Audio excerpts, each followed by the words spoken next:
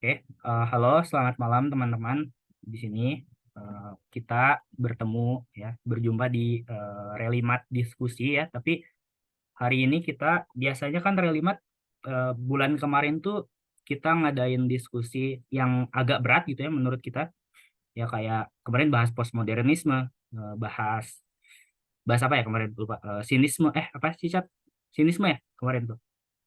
Nihilisme, saya lupa. Iya, sinisme.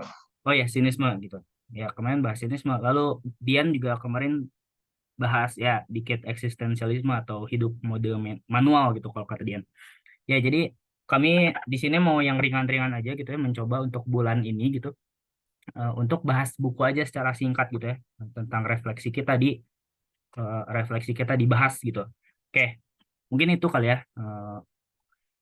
Oke, mungkin kalau yang belum tahu Relimat gitu, jadi Relimat itu adalah organisasi yang kami dirikan gitu ya, ada Dian, Rayana, Irsat, lalu ada Anil, Ana, dan Nova gitu ya. Tapi tiga orang itu mungkin lagi ada kesibukan. Jadi Relimat itu kepanjangan dari Republik Literasi Matematika ya kalau kata Icat gitu. Tapi kayaknya kita mau ganti nama, tapi kayaknya malas. Jadi eh, nggak ada perubahan ganti nama aja gitu ya. Hanya wacana. Oke, eh, oke mungkin mulai saja daripada saya bacot mulu. Mungkin urutannya adalah nanti saya gitu ya, yang akan men-sharekan buku saya yaitu eh, apa Cantik Itu Luka, lalu ada Irsyad, lalu ada Andriana. Katanya Andriana mau terakhir gitu ya katanya. Oke, oh Irsyadnya ini ya, hilang, nggak apa-apa. Oke, kalau begitu saya izin share screen ya. Bentar, saya buka filenya dulu. Hmm, hmm, hmm. Oke, bentar.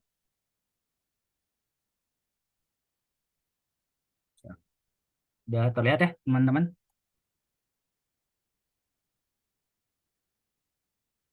Hmm, full screen. Aman. Terlihat ya, teman? Oke. Pokemon. Oke. Hmm. Oke, halo teman-teman di sini ini ya. Jadi di sini saya mau bahas tentang memahami penyebab prostitusi dari Cantik Itu Luka. Jadi Cantik Itu Luka ini adalah buku yang memang ya bahasannya mungkin seputar ada apa ya, sebagian besar atau bagian ya garis besarnya ya tentang prostitusi gitu yang dilakukan oleh si tokoh utamanya di cerita ini gitu. Nah, di sini saya mau memahami penyebabnya karena kata memahami di sini saya pakai gitu karena apa ya? Saya tuh baru-baru ini lagi baca ini ya seni memahami atau hermeneutik gitu karena saya saya tertarik untuk penelitian saya nanti kalau skripsi mungkin hermeneutik gitu metodenya ya karena ya jadi saya udah mulai siap-siap baca hermeneutik dulu ya mungkin. Ya, jadi untuk itu jadi saya memakai judul untuk memahami di sini gitu ya. Ya sebagai refleksi juga apakah saya sudah paham tentang memahami gitu atau belum gitu ya. Oke, jadi ini judulnya diskusi saya pada hari ini. Mungkin nanti eh, ini di waktu kali ya, karena ada tiga ini, mungkin daripada nanti saya bacot gitu. Kira-kira 30 menit ya tiap orang mungkin. Oke, ya. Oke, jadi ini judulnya memahami penyebab prostitusi dari Cantik Itu Luka. Oke, sekilas di sini mengenai novel Cantik Itu Luka. Jadi ini kondisi objektif dari novel ini ya. Jadi Cantik Itu Luka merupakan sebuah novel karya ini Eka Kurniawan ini orangnya yang pertama kali diterbitkan di tahun 2002. Ya, novel ini mendapat pujian gitu ya dan diterima dengan baik gitu ya di dunia sastra Indo gitu. Ada ini sorry ya typo. Hal itu dibuktikan eh, pada setahun setelah novel ini terbit yaitu tahun 2003, novel ini memasuki daftar panjang Khatulistiwa Literary Award ya 2003 itu apa ya, Khatulistiwa Literary Award itu adalah sebuah ajang penghargaan untuk eh, kesusastraan di Indo gitu ya. Oke, berikutnya ini garis besar cerita novelnya ya. Jadi secara garis besar bercerita tentang kehidupan Dewi Ayu gitu ya. Dewi Ayu ini adalah salah satu tokoh utama di novel Cantik Itu Luka, yang merupakan wanita cantik keturunan Indonesia Belanda. Jadi blasteran gitu ya, yang berprofesi sebagai pelacur kelas 1 ya di kota Halimunda. Nah, jadi latar tepatnya kota Halimunda. Dan novel ini juga bercerita tentang keempat anaknya, anak perempuannya gitu ya, lebih tepat. Yang tiga diantaranya rupa wajahnya cantik gitu ya. Sedangkan anak yang bungsu sangat buruk rupa gitu. Nah, Dewi Ayu memberi nama anak-anaknya itu yang yang yang cantik-cantik itu Alamanda, Adinda, Maya Dewi. Dan yang paling jelek ini atau si bungsu namanya cantik gitu. Jadi semacam apa ya, kalau kata Dewi Ayu tuh kayak lelucon gitu ya. Jadi dia buruk rupa tapi namanya cantik. Oke. Nah, jadi latar suasananya pada saat itu adalah saat perpindahan kekuasaan dari Belanda ke Jepang gitu. Jadi orang-orang Belanda gitu ya yang berkuasa di Indonesia saat itu eh, diserang oleh Jepang gitu, yang saat itu mencoba menduduki Indonesia. Jadi Dewi Ayu ini keturunan Belanda gitu. Lalu Dewi Ayu ini merupakan tawanan perang gitu ya atas Belanda ya, ya, tawanan perang gitu oleh Jepang ya, dijadikan tawanan perang, yang mana pada saat itu Dewi Ayu waktu masih kecil gitu, dari kecil gitu dia udah apa ya, dia udah disuruh jadi pelacur gitu untuk eh, memuaskan prajurit Jepang gitu ya. Nah ini ya, kehidupan Dewi Ayu dan anak-anaknya sangat penuh kekecewaan, kecemasan, penyesalan gitu, tragedi dan horor gitu. Oke. Hal tersebut disebabkan oleh sejarah dari Dewi Ayu yang dari Dewi Ayu sendiri di masa itu. Jadi hal tersebut apa ya, disebabkan oleh masa lalu dari Dewi Ayu itu sendiri ya, atau mungkin dari neneknya Dewi Ayu kalau kalian baca novelnya. Oke, mungkin itu aja secara garis besar. Kalau mau lebih tahu lebih lanjut, ya semoga pengantar saya dari saya itu menarik gitu ya. Jadi Anda bisa apa? Anda bisa baca novel itu sendiri gitu. Oke, mungkin ini kutipan yang bagus ya menurut Rayana di sini. Jadi ini ada tiga yang saya pilih gitu ya. Di sini ada kutipan. Yang pertama itu, hingga suatu ketika si cantik bertanya gitu. Kenapa kau menginginkan aku gitu? Karena kan si cantik ini dia buruk rupa ya gitu. Tapi diceritakan ada seseorang yang apa ya? Ada seseorang yang cinta sama si cantik gitu. Gitu ya. Lalu mereka sedang bersetubuh ini, apa? Suasana ini kutipan satu ini mereka si cantik dan si laki-laki itu sedang bersetubuh, lalu ini si cantik bertanya katanya, kenapa kau menginginkan aku? Ia menjawab tanpa tahu apakah ia jujur atau tidak. Si lelakinya ngejawab katanya, sebab aku mencintaimu. Lalu kata si cantik, mencintai seorang yang perempuan buruk rupa katanya. Terus kata laki-lakinya lagi, iya. Lalu cantik juga nanya kenapa gitu. Sebab cantik itu luka. Jadi menurutku ini keren gitu ya. Ya mungkin apa ya, teman-teman di sini nggak relate, tapi kalau udah baca bukunya ini mungkin bagus banget gitu. Nah, apa yang saya dapat dari sini adalah kita tuh apa ya? Kalau kita ditanya kenapa gitu ya, kita tuh lebih lebih gampang untuk menjawab bagaimana gitu. Jadi apa ya? Kenapa tuh susah gitu ya ngejawabnya gitu. Sedangkan bagaimana tuh gampang gitu. Gitu ya. Ya mungkin itu yang saya dapat gitu. Lalu ada ini yang kedua, semua perempuan itu pelacur. Sebab seorang istri baik-baik pun menjual kemaluannya demi mas kawin dan uang belanja gitu. Atau cinta jika itu ada. Ya, jadi ini kutipan yang disebut oleh Dewi Ayu gitu ya.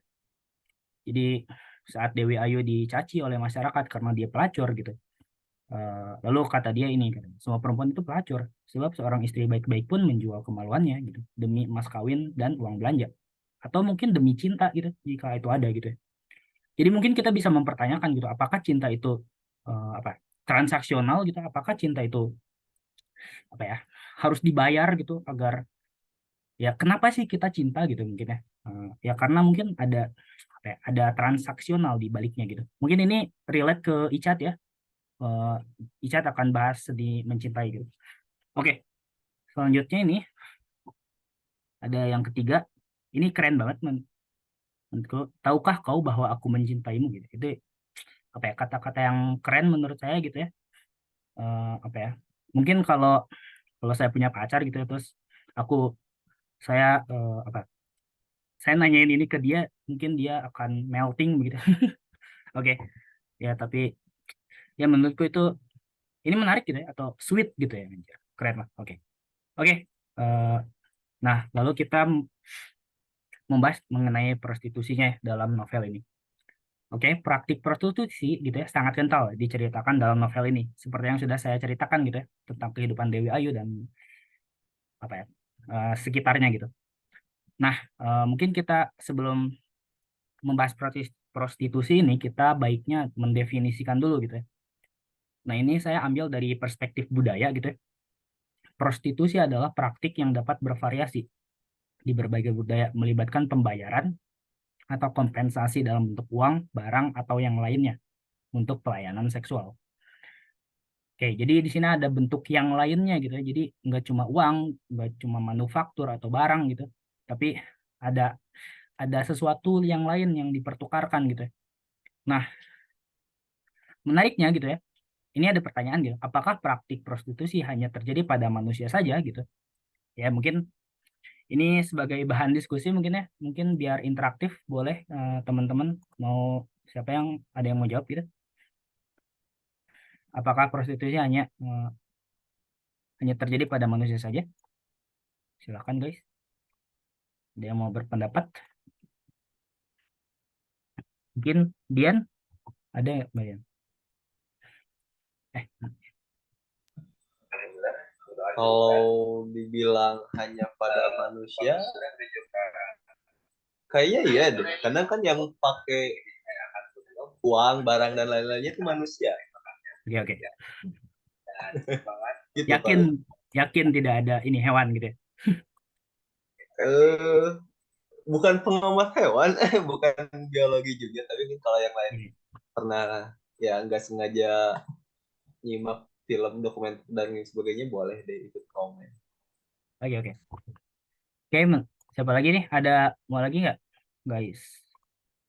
Dari Icat mungkin ya ini karena membahas cinta gitu. Apakah praktik prostitusi hanya terjadi pada manusia saja gitu? Apakah hewan tidak ada? Hmm, kalau praktik prostitusi ya kan kalau prostitusi itu identik sama yang transaksional gitu ya. Ya, ya. Justru hewan itu lebih beradab sih kalau dibilang masalah cinta gitu. Artinya Oke, oke. mereka dalam berhubungan pun karena kena hubungan seksual gitu ya. Mereka itu lebih alamiah gitu. Mereka Nah, ketika berhubungan seksual ya udah gitu karena mereka alami karena pengen gitu ya. Katakan ya udah nah, gitu aja gitu. Tidak ada transaksional di dalam yang penting orang puas. Apalagi kan ada dalam satu kasus misalnya contoh hewan hewan kera apa gitu ya. Ada satu kera ya, ya. yang dia tuh hanya punya satu istri gitu dan kalau istrinya Ah, mati dia nggak mau lagi kawin lah gitu. ya, ya. Jadi justru hewan lebih beradab lah. Harusnya nggak ada prostitusi gitu di dalam hewan Oke, oke. gitu. Menarik. Ya, mantap, Cat. Oke, satu orang lagi kali ya. Dari Ocat mungkin ya, Rasyad boleh karena Anda hewan apa? Kuliah peternakan mungkin. Apakah hewan ini terjadi praktik prostitusi, Cat? Kalau menurut saya sih setuju dengan apa yang tadi diutarakan atau di pendapat dari Dian, Ya. karena nggak perlu uang, Hmm. hewan nggak perlu uang atau barang. Ya, Mungkin kalau makanan bisa sih makanan, tapi kan ya. sama-sama survive nyari sendiri gitu Hmm. sih. Oke, oke. Sip, sip. Mantap, mantap. Terima kasih, teman-teman. Oke. Oke, mungkin saya ini ya, kasih ini clue atau ini saya udah riset gitu ya. Apakah praktik prostitusi hanya terjadi pada manusia saja? Menariknya tidak gitu. Ternyata hewan juga iya gitu. Melakukan praktik prostitusi. Contohnya, contohnya adalah penguin gitu ya. Penguin betina itu melakukan praktik prostitusi untuk mendapatkan kerikil untuk sarangnya gitu ya. Lalu beberapa jenis kera, bukan beberapa sih, satu jenis kera yang saya baca gitu ya di internet itu dia dia mempertukarkan betina untuk apa ya? Untuk kedamaian teritorialnya gitu. Itu kan Maka dari itu di sini saya menebalkan yang lainnya gitu. Jadi tidak hanya uang, barang. Jadi yang lainnya gitu ya. Mungkin bisa berupa kedamaian gitu, seperti yang dilakukan oleh Kera, lalu atau apa ya? Ya bahan material lain untuk sarang gitu ya, atau mungkin makanan gitu ya. Ada simpanse gitu ya, kalau nggak salah dia melakukan prostitusi untuk apa ya? Si betinanya agar mendapatkan daging gitu ya. Oke, jadi menariknya tidak ya. Jadi hewan juga apa tuh? eh, melakukan prostitusi. Eh, tapi kita juga perlu apa ya? Tidak bukan alamiah juga gitu ya praktik prostitusi pada hewan. Jadi kita perlu pelajari juga konteks dari perlakuan hewan tersebut gitu. Oke, jadi yang lainnya begitu ya di sini yang saya highlight gitu. Jadi bukan hanya bentuk uang dan barang itu. Nah, beberapa praktik prostitusi dalam novel ini diantaranya nih ada Dewi Ayu gitu ya. Saat dia jadi tawanan perang gitu ya oleh Jepang. Jadi si Dewi apa temannya adik dari temannya Dewi Ayu ini sakit gitu dan Dewi Ayu itu rela ya untuk menukarkan tubuhnya gitu dengan sipir di penjara gitu orang Jepang gitu untuk meminta obat gitu untuk kesembuhan adik temannya gitu. Sehingga kan di sini kalau dari definisi budaya ini ya berarti kan ini ya dia melibatkan pembayaran gitu untuk seks gitu ya. Jadi dia melibatkan eh, apa ya menukarkan obat gitu yang lainnya gitu. Lalu di sini juga ada Rosinah yang merupakan pembantu dari Dewi Ayu gitu ya pada saat jadi pada saat si cantik lahir gitu ya Dewi Ayu tuh udah meninggal gitu si cantik yang bungsu itu yang buruk rupa jadi si cantik ini gitu ya diasuh oleh Rosinah gitu. Nah karena pada saat itu cantik itu kan digambarkan sangat buruk rupa dan lain-lain gitu ya jadi eh, sekolah pun gak ada yang mau menerima dia. Nah di sini Rosinah ini rela bersetubuh eh, untuk apa ya untuk si cantik ini dapat bersekolah di suatu SD gitu. Rosina ini rela bersetubuh dengan kepala sekolahnya gitu. Tapi ternyata kepala sekolahnya ini tetap tidak menerima cantik gitu ya. Jadi apa ya? Tapi di sini kita bisa paham gitu ya bahwa Rosina ini kan menukarkan sesuatu yang lainnya gitu ya di sini yang lainnya gitu untuk apa ya? Rela bersetubuh gitu ya. Gitu. Oke, itu mengenai prostitusi dalam novel Cantik Itu Luka. Oke, lalu di sini masuk ke pembahasan kali ya. Di sini penyebab umum seseorang menjadi pelacur. Di sini saya baca data ya dari Prodi Sosiologi Universitas 11 Maret. Katanya faktor ekonomi itu 45% gitu ya. Faktor lingkungan, ada juga faktor hasrat seks, dan yang terakhir ada faktor kecewa pada pasangan ya, 20%. Oke, di sini dari data ini, jadi pada novel gitu ya, pada tokoh Dewi Ayu gitu, menurut faktor penyebabnya, Dewi Ayu ini menjadi pelacur karena disebabkan oleh faktor ekonomi dan faktor lingkungan. Ya, jadi faktor ekonomi ini berperanan ya, dominan sekali. Lalu pada Dewi Ayu ini disebabkan oleh faktor ekonomi dan faktor lingkungan. Karena dari di sini ya, dari faktor ekonomi gitu ya, Dewi Ayu mempunyai utang pada Mama Kalong. Yaitu Mama Kalong tuh semacam mucikarinya lah ya. Jadi pemilik tempat pelacurannya gitu. Jadi pada saat Jepang itu kalah gitu ya, kan Indonesia mengambil alih. Nah, si Dewi Ayu ini tetap tetap menjadi pelacur ya. Gitu. Si Dewi Ayu ini pengen pengen rumah yang lamanya itu kembali gitu karena ya mungkin kalau dianalisis karena ada faktor apa tuh nostalgia juga di sana dan lain-lain gitu. Jadi Dewi Ayu ini berniat untuk membeli rumahnya yang lama itu membeli lagi rumahnya yang lama dan uangnya itu dari mana ya udah uangnya itu utang gitu dari si Mama Kalong ini. Jadi Dewi Ayu ini harus menjadi pelacur untuk membayar utangnya gitu. Jadi dia terlibat faktor ekonomi di sini. Lalu dari faktor lingkungan gitu ya. Lalu adanya keterpaksaan dari faktor sejarah. Nah, di sini eh, faktor sejarah di sini jadi ada cognitive map ya yang mana eh, kejadian-kejadian yang lalu itu membentuk seseorang yang sekarang gitu. Nah, kalau kita lihat gitu, ya, kalau kita baca dari ceritanya, si Dewi Ayu ini dia dia menjadi pelacur karena keadaan kan ya, karena lingkungan yang nggak baik gitu. Pada saat itu dia jadi tawanan perang, dia dipaksa untuk menjadi pelacur gitu oleh eh, ya dia dipaksa untuk menjadi pelacur yang mana untuk prajurit Jepang gitu ya, dan ditambah juga faktor ekonomi. Jadi ya pada saat di novel gitu ya, saya membaca bahwa Dewi Ayu ini dia nggak tahu gitu, dia sendiri juga nggak tahu dia jadi pelacur. Jadi kayak apa ya, faktor lingkungan ini bisa mempengaruhi bahwa nggak sadar gitu ya. Jadi apa ya, bentukan institusi gitu ya kalau kata postmodern kemarin gitu. Jadi emang emang sosialisasinya halus gitu. Jadi jadi emang dia juga, si Dewi Ayu juga nggak ngerti kenapa dia terus jadi pelacur gitu ya, yang saya baca gitu. Jadi di sini ada faktor lingkungan gitu. Jadi begitu penyebabnya seseorang menjadi pelacur gitu. Nah, oke. Dari sini didapat bahwa kehidupan seorang pelacur gitu ada ketegangan dari apa yang ditampilkan atau tertampil pada masyarakat gitu ya. Jadi kan di masyarakat tuh pelacur tuh sangat buruk gitu ya, tidak bermoral dan lain-lain. Itu kan yang tertampil di masyarakat gitu. Tapi kalau kita memahami lebih dalam gitu, pakai hermeneutik gitu, pakai memahami, jadi kan ada apa ya? Ada lapisan-lapisan yang emang saat kita memahaminya gitu, kita tuh jadi turut empati juga gitu. Gitu, Mon. Ya. Seperti Dewi Ayu yang kerap kali dibilang wanita tak baik ya pada masyarakat dengan apa yang sesungguhnya terjadi. Ya kalau di sosiologi ini namanya panggung dramaturgi gitu ya. Jadi apa yang tertampil tuh enggak apa ya, apa yang tertampil tuh enggak sama kayak di belakangnya gitu.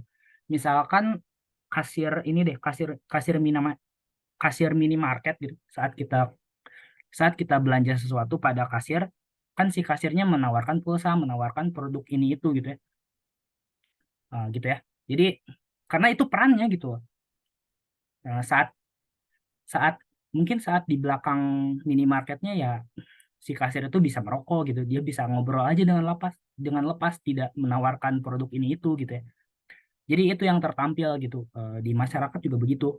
Atau mungkin saya persempit ke apa ya, ke tech club misalnya, tech club di ospek gitu ya. Kan tech club di ospek tuh galak gitu ya.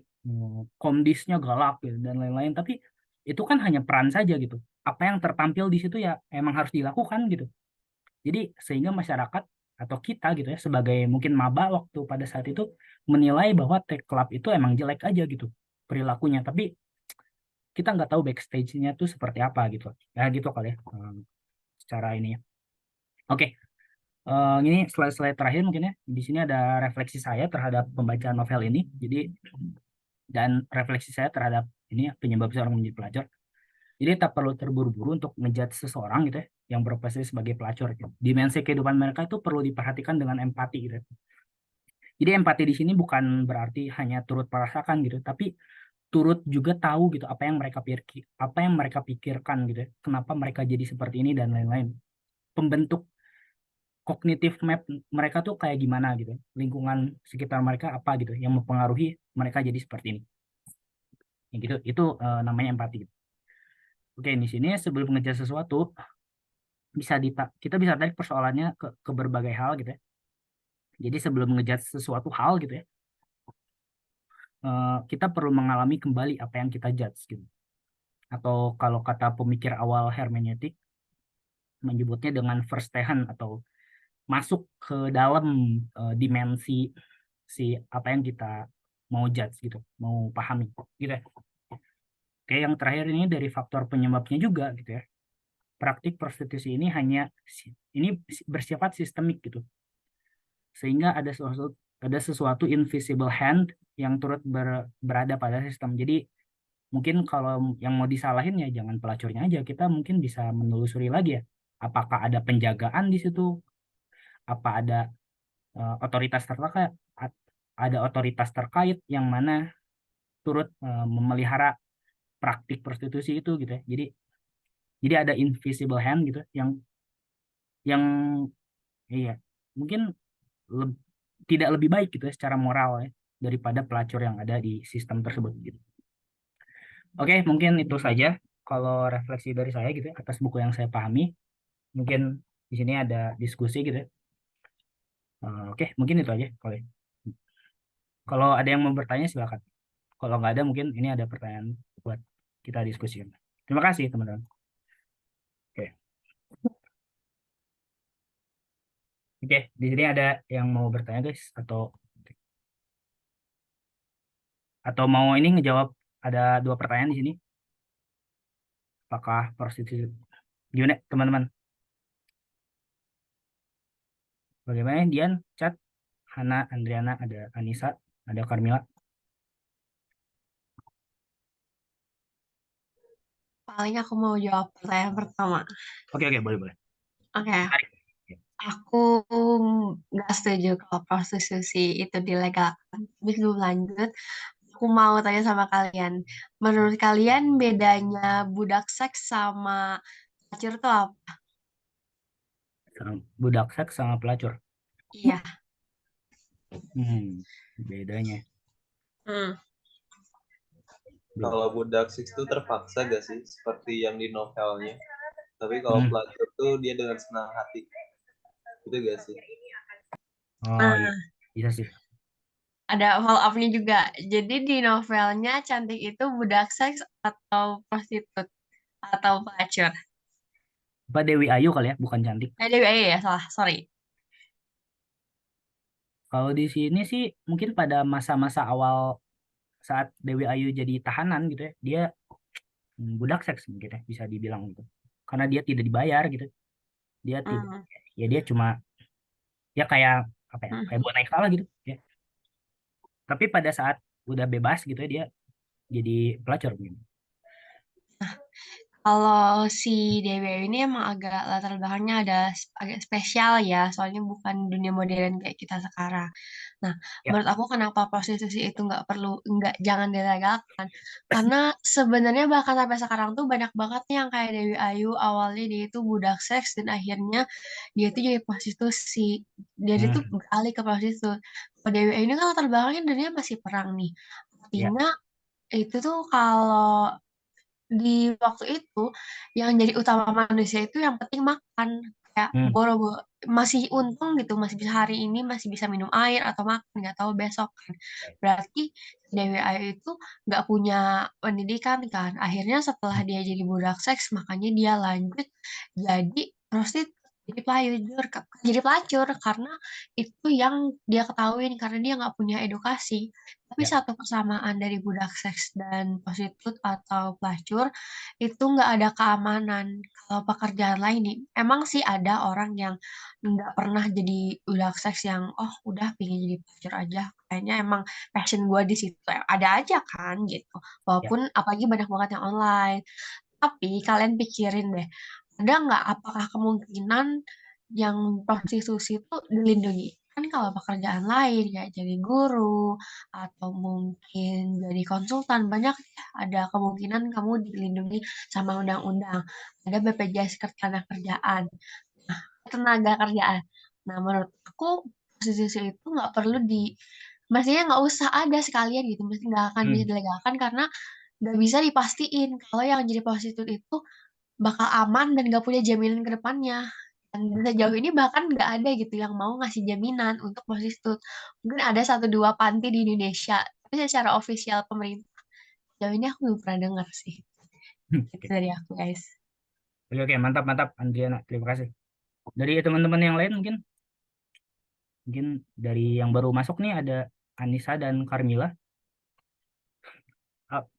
Apakah setuju nggak kalau prostitusi ini dilegalkan? Atau mungkin yang lain juga nggak apa-apa sih. Icat gimana Cat mungkin? Apa tadi menjawab melegalkan prostitusi ya? Mikir keras nih. Oke. Sangat sangat dilematis sebenarnya. Tapi kalau boleh berbagi pandangan, misalnya ada pandangan yang dulu saya dengar gitu misalnya dari Mas Panji Pragiwaksono yang dia setuju gitu ya di dalam satu stand up dia bilang setuju gitu tentang pelegalan prostitusi. Kenapa? Karena karena hasrat seks adalah hasrat yang ada secara lahiriah dan alamiah. Ya, betul. Ya, alamiah. Nah, supaya yang alamiah ini artinya ketika yang alamiah ini dipotong gitu ya, dalam artian tidak diberikan tempat untuk berekspresinya eksis. gitu, untuk Ya, berekspresi, untuk eksis. Justru ketika misalnya prostitusi ini tidak dilegalkan, justru itu malah kalau bahasanya Bang Panji mungkin bakal jadi jorok gitu. ya, ya, Artinya betul. mereka bakal prostitusi sebagaimanapun dilarang, mereka akan tetap ada. Nah, Hmm. ketika prostitusi itu dilegalkan, dalam artian nanti ketika kita melegalkan prostitusi, kita mendapat keuntungan bahwasannya kita bisa mengatur gitu ya, meregulasi terkait prostitusi ini supaya tidak terjadi hal-hal yang jorok atau misalnya menimbulkan hal-hal yang mengerikan seperti HIV dan lain sebagainya. Ya, Eh, Sementara di sisi lain gitu ya, di sisi lain karena ini asumsi saya bahwasannya ketika negara kita misalnya kita berbicara tentang eh, negara kita ini sangat Islamis ya, sangat ya, Islamis dalam artian betul.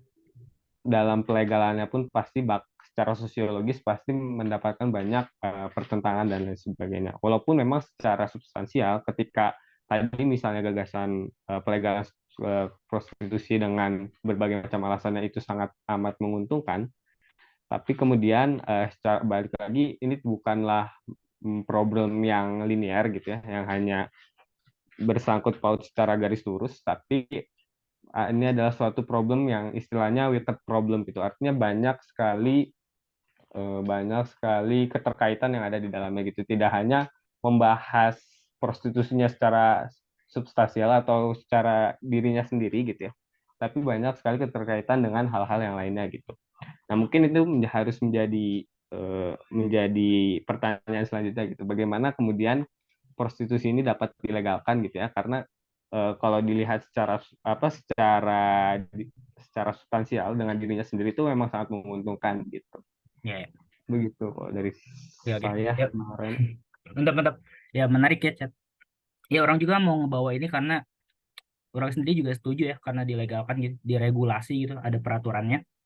Jadi mungkin kalau contohnya dilegalkan ada sih Andriana, mungkin di Belanda gitu ya, ada red district gitu. Jadi ngumpul gitu di situ semua gitu. Jadi kenapa? Jadi dikumpulin gitu suatu prostitusi itu. Jadi ya kalau Panji itu tadi kata Icat ya, saya mau nambahin juga Panji itu kayak menganalogikan bahwa seks itu seperti buang air besar gitu ya, BAB. Jadi kalau kita nggak bisa nahan gitu ya udah kita apa ya, buang buang air besarnya sembarangan gitu. Jadi jorok gitu kemana-mana gitu kan.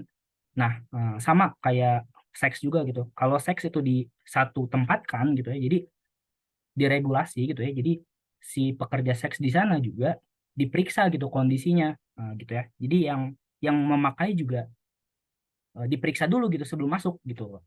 Jadi kan apa ya? Safe gitu ya. Jadi apa ya? Terdata gitu, terawasi gitu dan lain-lain gitu. Jadi mungkin lebih ke kalau ke kesehatan ya sih ya, saya setuju untuk dilegalkan gitu.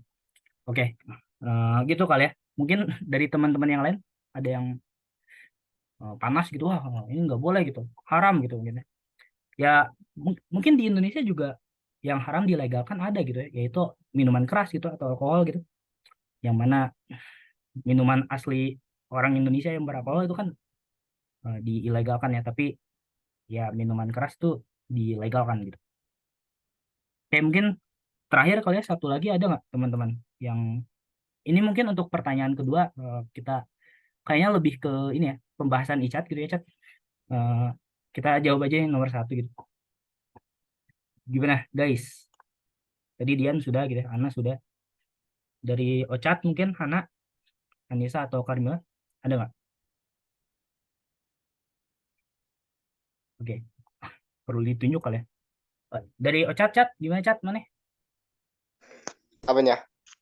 Ini apakah teman-teman setuju kalau prostitusi itu dilegalkan? Apakah teman-teman setuju kalau prostitusi dilegalkan? Nggak setuju sih. Oke, Kalau oke. Kenapa? pasti alasannya kesehatan yang pasti. Oke. Karena kan walaupun udah pakai pengaman juga, ganti-ganti pasangan itu kayak ada meren 1-2 yang masih nyangkut mah, Hmm, penyakit yang masih nyangkut oke, gitu. oke, udah. Ya paling segitu aja sih. Oke, terima kasih ya, Chat. Ya mungkin untuk kesehatan tadi saya sudah jelaskan, Chat, bahwa kalau diregulasi jadi dikumpulin gitu, jadi terdata gitu malah. Itu kalian. Mungkin kalau gonta-ganti pasangan gitu ya, mungkin kalau orang dewasa saat kita SMA dulu waktu itu ada sosialisasi kesehatan seks gitu, katanya menikah itu menikah itu dapat mencegah eh, penyakit kelamin gitu. Padahal kan kalau ditelisik lagi ya, kalau kita mau kritis lagi gitu, bahwa kan menikah itu membuat seks menjadi legal kan, bukan membuat seks menjadi aman gitu, gitu kan. Jadi apa ya? Perlu ditelisik lagi soal itu gitu. Oke, mungkin kalau gitu aku di sini udah 31 menit gitu ya. Karena kita ada dua orang lagi yaitu Icat sama Ana. Jadi kita boleh apa ya? Beralih gitu ya. Silakan mungkin saya serahkan ini ke Icat. Oke, mungkin kalau ada teman-teman yang mau berpendapat soal pertanyaan ini gitu, nanti bisa dilanjut lagi kalau emang ada waktunya. Oke, terima kasih. Silakan Icat. Oke, ini suaranya jelas nggak ya sebelumnya? Takutnya jaringannya gangguan. Jelas, Cat. Jelas, oke. Bismillah, Assalamualaikum warahmatullahi wabarakatuh, teman-teman. Selamat malam dan selamat berdiskusi dan bertengkar pikiran. Sebelumnya mungkin kenalan dulu ya, barangkali ada yang belum kenal. Kenalin, nama aku Irsyad Majid. Biasanya kalau teman-teman manggilnya Icat gitu. Nah, buat pada kesempatan kali ini izin membawakan satu buku yang bakal dipresentasikan, yaitu buku Seni Mencintainya dari Erich Fromm gitu. Nah, mungkin sebelum kita masuk ke bukunya, izin mengenalkan dulu gitu ya siapa Erich Fromm ini. Dan sebelumnya juga minta maaf nggak bikin PPT gitu ya, mungkin nanti PPT-nya bisa menyusul gitu. Oke, Erich Fromm ini adalah seorang psikoanalisis, seorang filsuf juga, seorang kalau nggak salah beliau juga adalah seorang dosen gitu ya, mengajar di Frankfurt gitu, Frankfurt di Jerman, teman-teman. Nah, keilmuan Erich Fromm ini turun dari gurunya gitu ya. Salah satunya adalah Sigmund Freud gitu, yang terkenal dengan psikoanalisisnya gitu. Dan nanti Erich Fromm juga selain menulis buku Seni Mencintai juga banyak gitu ya, menulis buku-buku tentang psikologi yang di dalamnya tentunya banyak diilhami dengan psikoanalisisnya Sigmund Freud gitu. Walaupun nanti dalam keberjalanan dirinya gitu ya, Erich Fromm dalam berjalanan intelektualnya kemudian akan mengkritik Sigmund Freud ini terkait psikoanalisisnya, dan mungkin itu nanti bisa kita bahas di lain kesempatan. Nah, buku yang ditulis oleh Erich Fromm ini adalah satu jawaban tentang bahwasannya mencintai itu bukanlah satu hal yang sifatnya objektif gitu teman-teman. Nah, buku ini sendiri terdiri dari 4 bab, beri buka dengan satu pertanyaan, apa sih sebenarnya cinta itu gitu ya bagi Erich Fromm. Nah, mungkin yang narasi umum yang biasa kita dengar bahwasannya cinta itu adalah persoalan yang sifatnya objektif gitu teman-teman, dan seterusnya gitu ya. Terus kedua, Erich Fromm ini juga membicarakan tentang teori-teori cinta, dan nanti juga beliau yang sangat mengejutkan bagi saya pribadi gitu ya, beliau juga ternyata mengutip gitu ya salah satu puisi dari seorang mistikus Islam gitu ya yang sangat masyhur gitu, Jalaluddin Rumi, yang nanti akhir sesi akan saya bacakan. Terus juga beliau membahas tentang cinta dan kehancuran dalam masyarakat Barat, yang dimana beliau berpandangan cinta ini karena tadi ada kaitannya ya dengan eksistensi manusia, cinta ini menjadi satu yang justru bukannya membangun, justru malah menghancurkan gitu teman-teman. Nah, mungkin saya mulai dari apa sih sebenarnya yang dipikirkan gitu ya. Apa sih yang sebenarnya menjadi satu kritikan gitu bagi masyarakat umum dari Erich Fromm. Nah, Erich Fromm sendiri ini berpandangan lain teman-teman terkait apa itu cinta.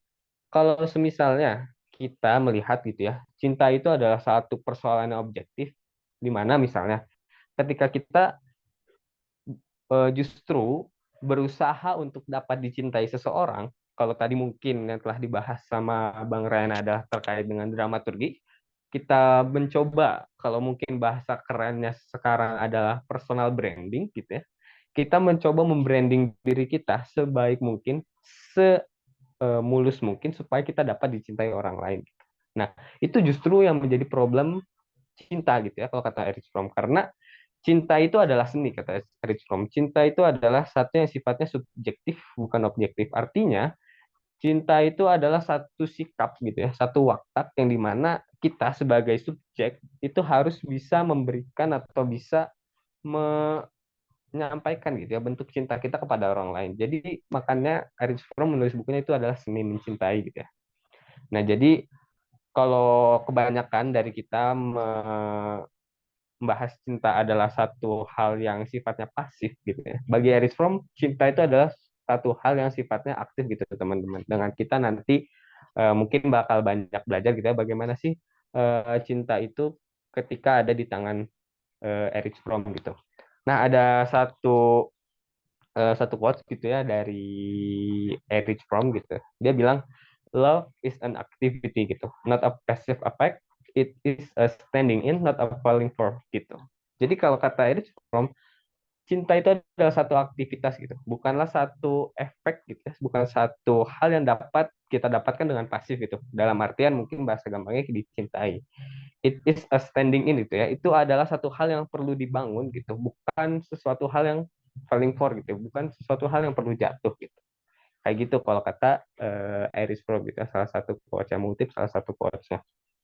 Nah, selain itu juga di dalam buku ini Erich Fromm membahas tentang orientasi cinta manusia modern gitu ya. Bagaimana kita dalam hal apa namanya dalam hal mencintai itu pastinya memiliki orientasi atau memiliki tujuannya masing-masing gitu ya.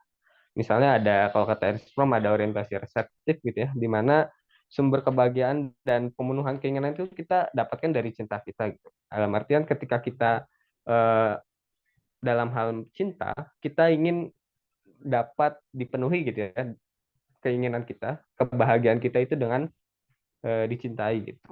Terus ada juga orientasi yang eksploitatif gitu, di mana ini adalah bentuk yang ekstrim gitu ya dari cinta ketika kita berusaha untuk memanipulasi gitu ya, memanipulasi orang yang kita cintai gitu, misalnya dengan cara berbohong dan lain sebagainya supaya kita mendapat kebahagiaan. Kayak misal contoh, ketika kita misalnya kita punya pasangan terus kita berbohong gitu ya, dalam misalnya pacar lu tuh nggak ngebolehin lu ngerokok tapi lu ngebohong gitu supaya lu tetap bisa bahagia, tapi di satu sisi lain lu tetap pengen dicintai sama dia. Nah, itu salah satu cinta yang eksploitatif gitu ya, dengan cara pemaksaan, manipulasi dan lain sebagainya gitu. Terus ada juga orientasi yang dalam hal mencintai ini kita menimbun gitu.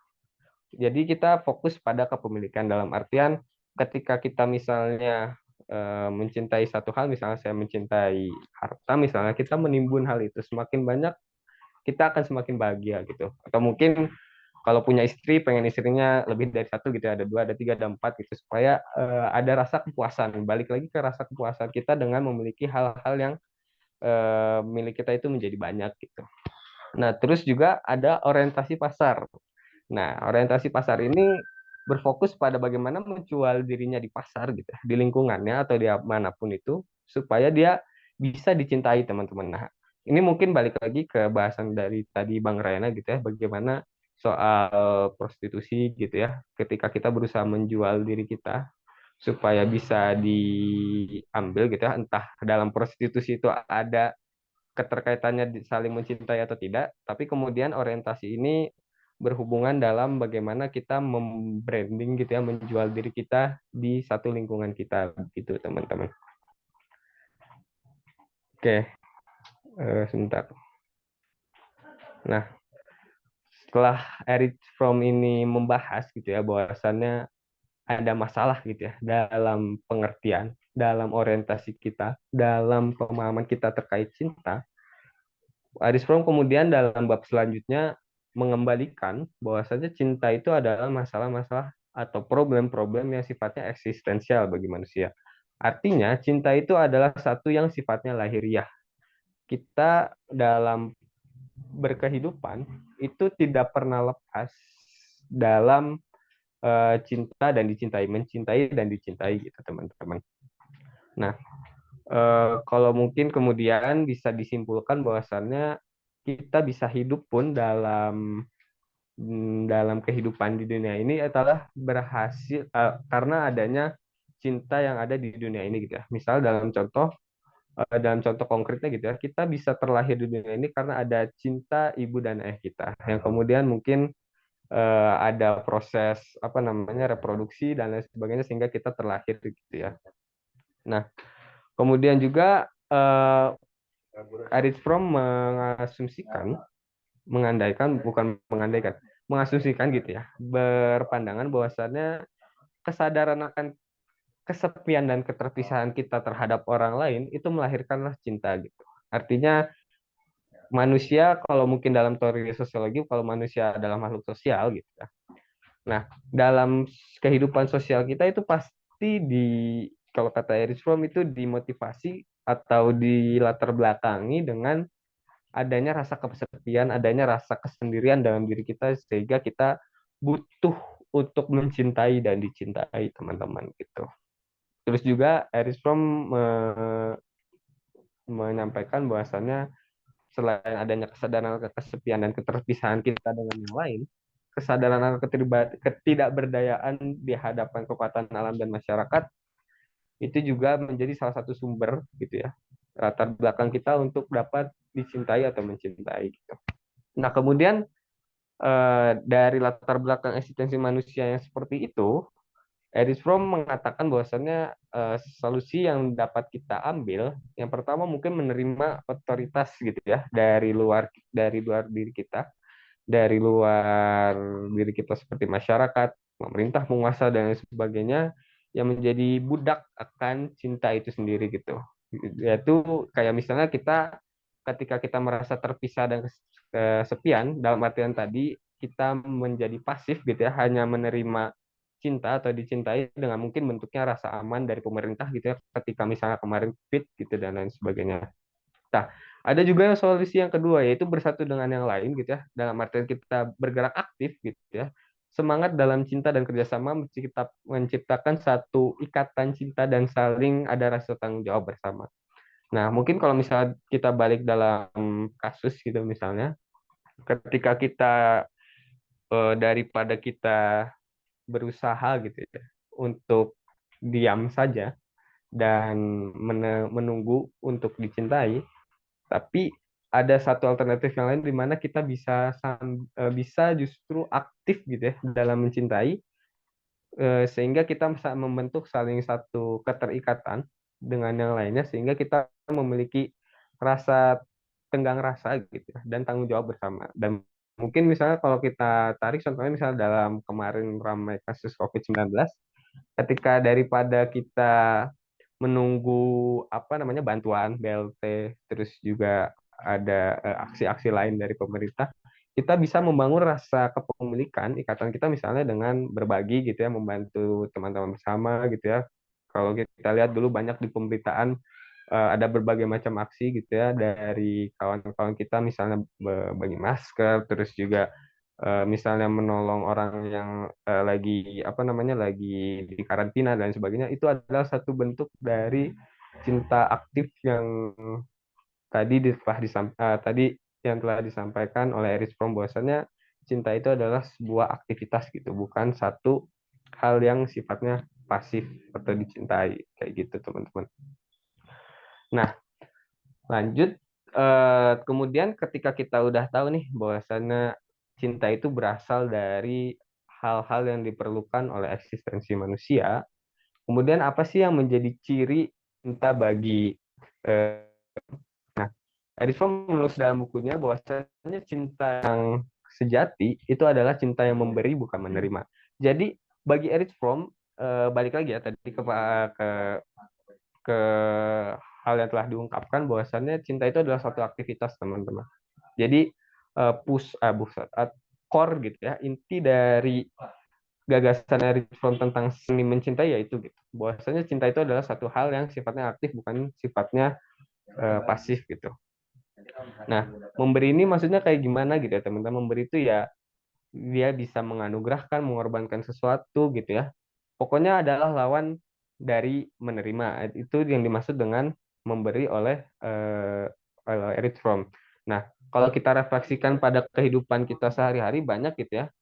Misalnya kita kalau dengan pasangan, misalnya contoh ketika kita udah memberi ini, terus kita menuntut ke pasangan kita untuk memberi itu juga. Nah, kalau bagi Erich Fromm itu namanya bukan cinta tapi satu perdagangan gitu ya, satu yang sifatnya transaksional. Kayak misalnya mungkin tadi kayak prostitusi ya. Nah, itu bagi Erich Fromm adalah satu yang sodok gitu ya, satu yang cinta tapi cintanya cinta yang palsu gitu. Terus juga ada satu karakter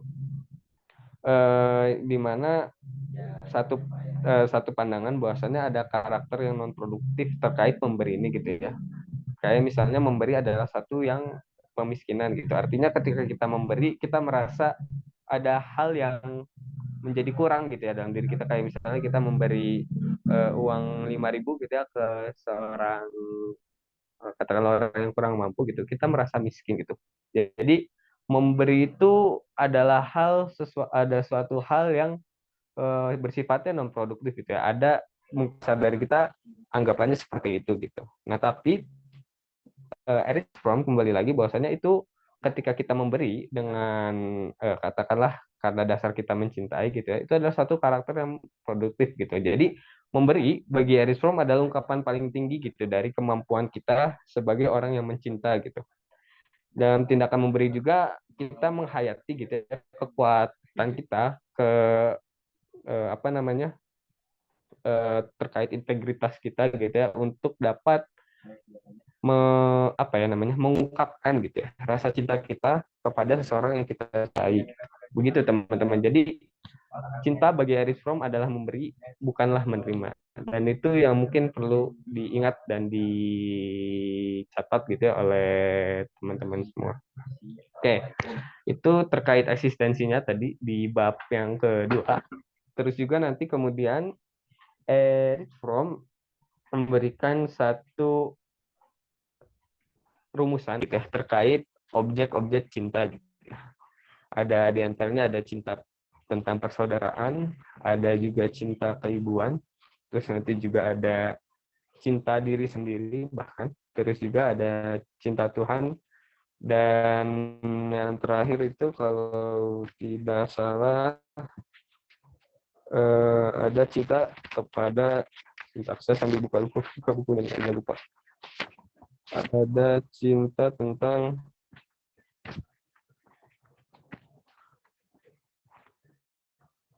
ada 5 teman-teman, ada sampai cinta Tuhan aja, berarti ada cinta persaudaraan, cinta diri sendiri, cinta keibuan, dan cinta Tuhan gitu ya, ada 4.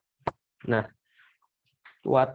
objek dari cinta persaudaraan ini adalah cinta kita terhadap sesama manusia gitu ya. Nah, bagaimana kemudian ciri dari persaudaraan ini?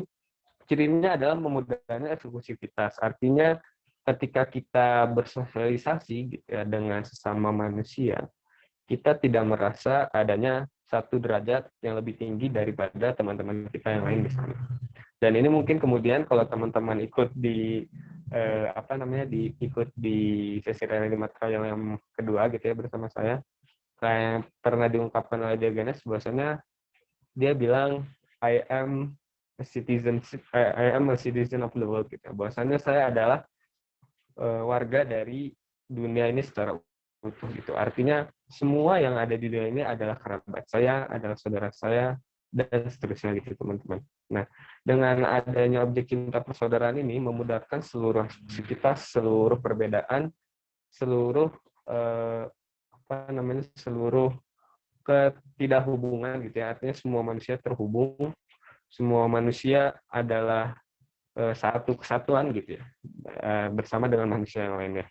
Nah, kemudian dengan adanya cinta persaudaraan ini bisa membangun satu bahwasannya ada solidaritas gitu ya, ada tenggang rasa di antara kita semua, di mana kita dapat membangun kalau tadi kata Erich Fromm adalah love is a standing in gitu ya, membangun satu hal yang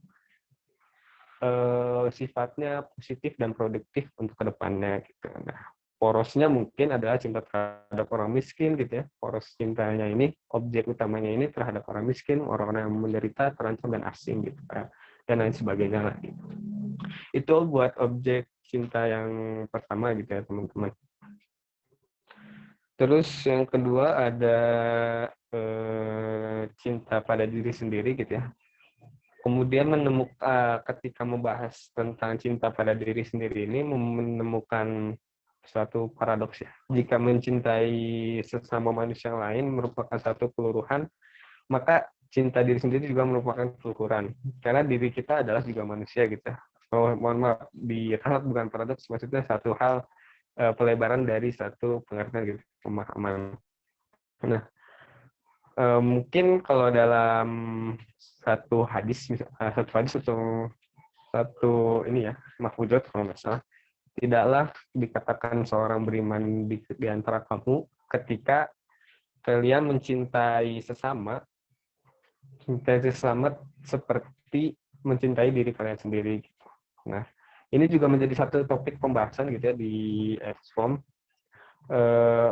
di mana dia menunjukkan bahwasannya cinta pada diri sendiri ini juga adalah satu hal yang perlu, walaupun kemudian akan bertabrakan misalnya dengan egoisme, terus juga tentang narsismenya dan lain-lain sebagainya. Nah, kemudian apa yang harus kita garis bawahi di dalam cinta sendiri ini adalah cinta sendiri, diri sendiri yang dimaksud dari Fromm itu bukanlah dengan mementingkan diri sendiri gitu ya teman-teman. Kalau ada orang lain, ada seorang gitu ya yang mencintai diri sendiri dan sehingga dia mementingkan diri sendiri, bagi Erich Fromm dia itu tidak mencintai pada dirinya sendiri. Kenapa? Karena bagi orang yang seperti itu adalah orang yang tidak tahu dorongan eksistensial dari dirinya itu untuk mencintai. Artinya dia gagal dalam mencintai dirinya sendiri maupun orang lain. Karena bagi Erich Fromm, ketika kalian mencintai, gitu ya, selain bisa mencintai diri sendiri, tapi dengan catatan tidak mementingkan dan tidak mengalfakan, gitu ya, mengabaikan bagaimana dia dapat memberi. Kalau tadi kata Erich Fromm, memberi kepada orang lain. Artinya dengan dia mencintai orang lain, dia telah mencintai dirinya sendiri. Kayak gitu, teman-teman. Terus juga selain tadi ada dua ya, ada cinta kepada diri sendiri, terus juga ada cinta persaudaraan, yang kedua ada cinta keibuan gitu. Nah, kalau cinta keibuan ini adalah cinta yang sifatnya lebih ke membangun gitu ya teman-teman. Bagaimana ketika kita melihat seorang ibu, dia selalu bisa mengetahui gitu ya apa yang diperlukan, apa yang dibutuhkan oleh seorang anak. Nah, begitupun kita gitu dalam kehidupan sehari-hari. Ketika kita memiliki cinta keibuan, walaupun misalnya cinta ini ditujukan kepada sesama kita gitu ya, kita selalu tahu, selalu mengerti bahwasanya apa sih yang dibutuhkan gitu ya oleh rekan-rekan kita misalnya untuk bisa tumbuh, untuk bisa terus lebih baik dalam kehidupannya gitu. Nah, mungkin misalnya dalam contoh ketika kita dengan pasangan kita atau mungkin dengan rekan-rekan kita misalnya dalam lingkup organisasi misalnya, kita selalu tahu apa yang dibutuhkan organisasi kita, apa yang dibutuhkan oleh rekan-rekan kita yang ada di dalam organisasi itu untuk terus bisa reach gitu ya, untuk bisa terus upgrade, untuk terus bisa level up ke tahap-tahap yang lebih baik. Itu jadi ciri dari cinta keibuan adalah bagaimana diri kita gitu ya layaknya seorang ibu bisa tahu, bisa mengerti dan bisa memberi bagaimana teman-teman kita, objek dari cinta kita ini terlepas dari teman atau mungkin dari pasangan dan lain sebagainya, itu bisa terus menjadi lebih baik untuk kedepannya teman-teman. Nah, terus juga ada tentang cinta Tuhan gitu ya teman-teman. Nah, bagi Erich Fromm, kerasa keterasingan gitu ya. Balik lagi tadi ke sifat dasar eksistensi manusia, bahwasanya ketika kita merasa terasing, ketika kita merasa menyendiri gitu, kita butuh yang namanya penyatuan gitu ya, penyatuan, kebersamaan, supaya kita tidak merasa terasing dan menyendiri gitu. Nah, bagi Erich Fromm, dia melihat bahwasanya ketika kita mencintai Tuhan itu didasari atas hal itu gitu. Sehingga kita kemudian bisa mengenal yang namanya agama, mengenal apa yang dinamakan satu keyakinan terhadap Tuhan gitu. Jadi latar belakang yang disampaikan oleh Erich Fromm tentang eksistensi itu berkaitan erat dengan cinta Tuhannya gitu. Nah, kemudian mungkin apa yang diungkapkan oleh Erich Fromm itu sedikit menjelaskan tentang pernyataan Karl Marx yang mengatakan bahwa agama adalah candu. Kemudian kita bisa memahami gitu ya, bahwasannya rasa keterasingan kita, rasa kesendirian kita ini kemudian menjadi satu latar belakang, satu hal yang menjadi motivasi kita untuk berdekat, untuk menyatu gitu ya, untuk mengambil satu kedekatan dengan Tuhan. Dan mungkin itu apa yang dilihat Karl Marx, bahwasannya agama adalah candu, dan itu nanti bisa kita diskusikan kemudian. Nah, mungkin untuk untuk hal yang bisa disampaikan cukup itu saja. Waktunya tersisa 5 menit. Seperti yang saya janjikan tadi, ingin membacakan gitu ya apa yang ditulis oleh Rumi gitu terkait cinta yang dia syairkan. Jalaluddin Rumi menulis seperti ini. Tak pernah sungguh seorang pecinta tak pernah sungguh seorang pecinta mencari tanpa dicari oleh yang dicinta. Ketika kilat cinta menembus hati ini, tahulah cinta itu pun ada dalam hati itu. Kala cinta Tuhan timbul di dalam hatimu, Tuhan sedang mencintai engkau. Tiada suara tepuk tangan, hanya dengan satu tangan. Hikmat ilahi itu takdir dan firman yang menjadikan kita pecinta untuk yang lain. Berkat takdir itu, setiap bagian dunia berpasangan. Bagi seorang bijak, langit sang lelaki dan bumi sang perempuan. Bumi memelihara dan langit menurunkan. Kala bumi kurang panas, langit mengirimkan panas. Ketika bumi kurang segar dan lembab, langit memulihkannya. Langit berputar, ibarat suami mencari nafkah demi sang istri. Dan bumi sibuk dengan pekerjaan rumah tangga. Ia melahirkan dan menyusui yang dilahirkannya. Lihatlah bumi dan langit sebagai yang diberkati dengan kecerdasan, karena keduanya membantu makhluk-makhluk berakal. Jika pasangan ini tak saling bahagia, mengapa mereka merayap bersama sebagai sepasang kekasih? Tanpa bumi, bagaimana bunga dan pohon bermekaran? Untuk apa langit membasahi dan memanasi? Karena Tuhan meniupkan hasrat dalam laki-laki dan perempuan hingga akhir, sehingga dunia terpelihara oleh bersatunya mereka. Sehingga dia tanamkan dalam setiap makhluk hasrat untuk pasangannya. Siang dan malam tampak bermusuhan, namun keduanya satu tujuan. Mereka saling jatuh cinta demi menyempurnakan tugas bersama. Tanpa malam, dunia manusia tak akan mendapatkan penghasilan dan tak akan ada yang dibelanjakan kala siang datang. Oke, mungkin itu aja yang bisa saya sampaikan pada sesi kali ini. Kurang lebihnya mohon maaf. Mangga dipersilakan untuk berdiskusi dan bertanya kawan-kawan. Ya, mantap. Terima kasih. Oke, buat teman-teman, kalau ada yang mau nanya gitu, silahkan ya. Oke, mungkin tadi Icat berbicara tentang Erich Fromm ya, yang mana mazhab Frankfurt itu terkenal pada pemikiran-pemikiran yang kritis gitu. Oke. Ya. Silahkan ya teman-teman, semoga tadi menyimak gitu, walaupun lebih enak pakai PPT ya tanya. Oke. Iya.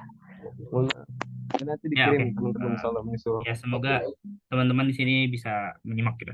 Oke, silakan teman-teman, ada yang mau nanya nggak soal cinta gitu? Mungkin ada yang pernah toksik gitu ya, bisa apa ya, share gitu. dong. Iya, nggak apa-apa kan kita. Atau enggak, Chat, ada persoalan nggak kayak orang tadi, ada pertanyaan buat didiskusin tadi?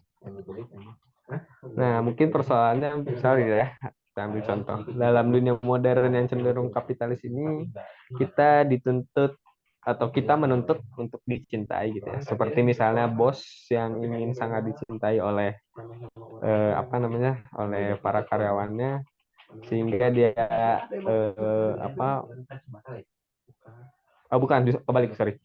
bagaimana seperti kayak karyawan gitu ya yang butuh dicintai oleh bosnya sehingga dia memperlakukan apapun gitu ya supaya dia bisa dicintai oleh bosnya. Menjilat Nah, begitu. kalau dari teman-teman nih, ada nggak suaranya? Ada. Halo, halo. Ada. Oke, Oh, oke. ada. Ya. Oh, oke. Soalnya videonya nge-lag.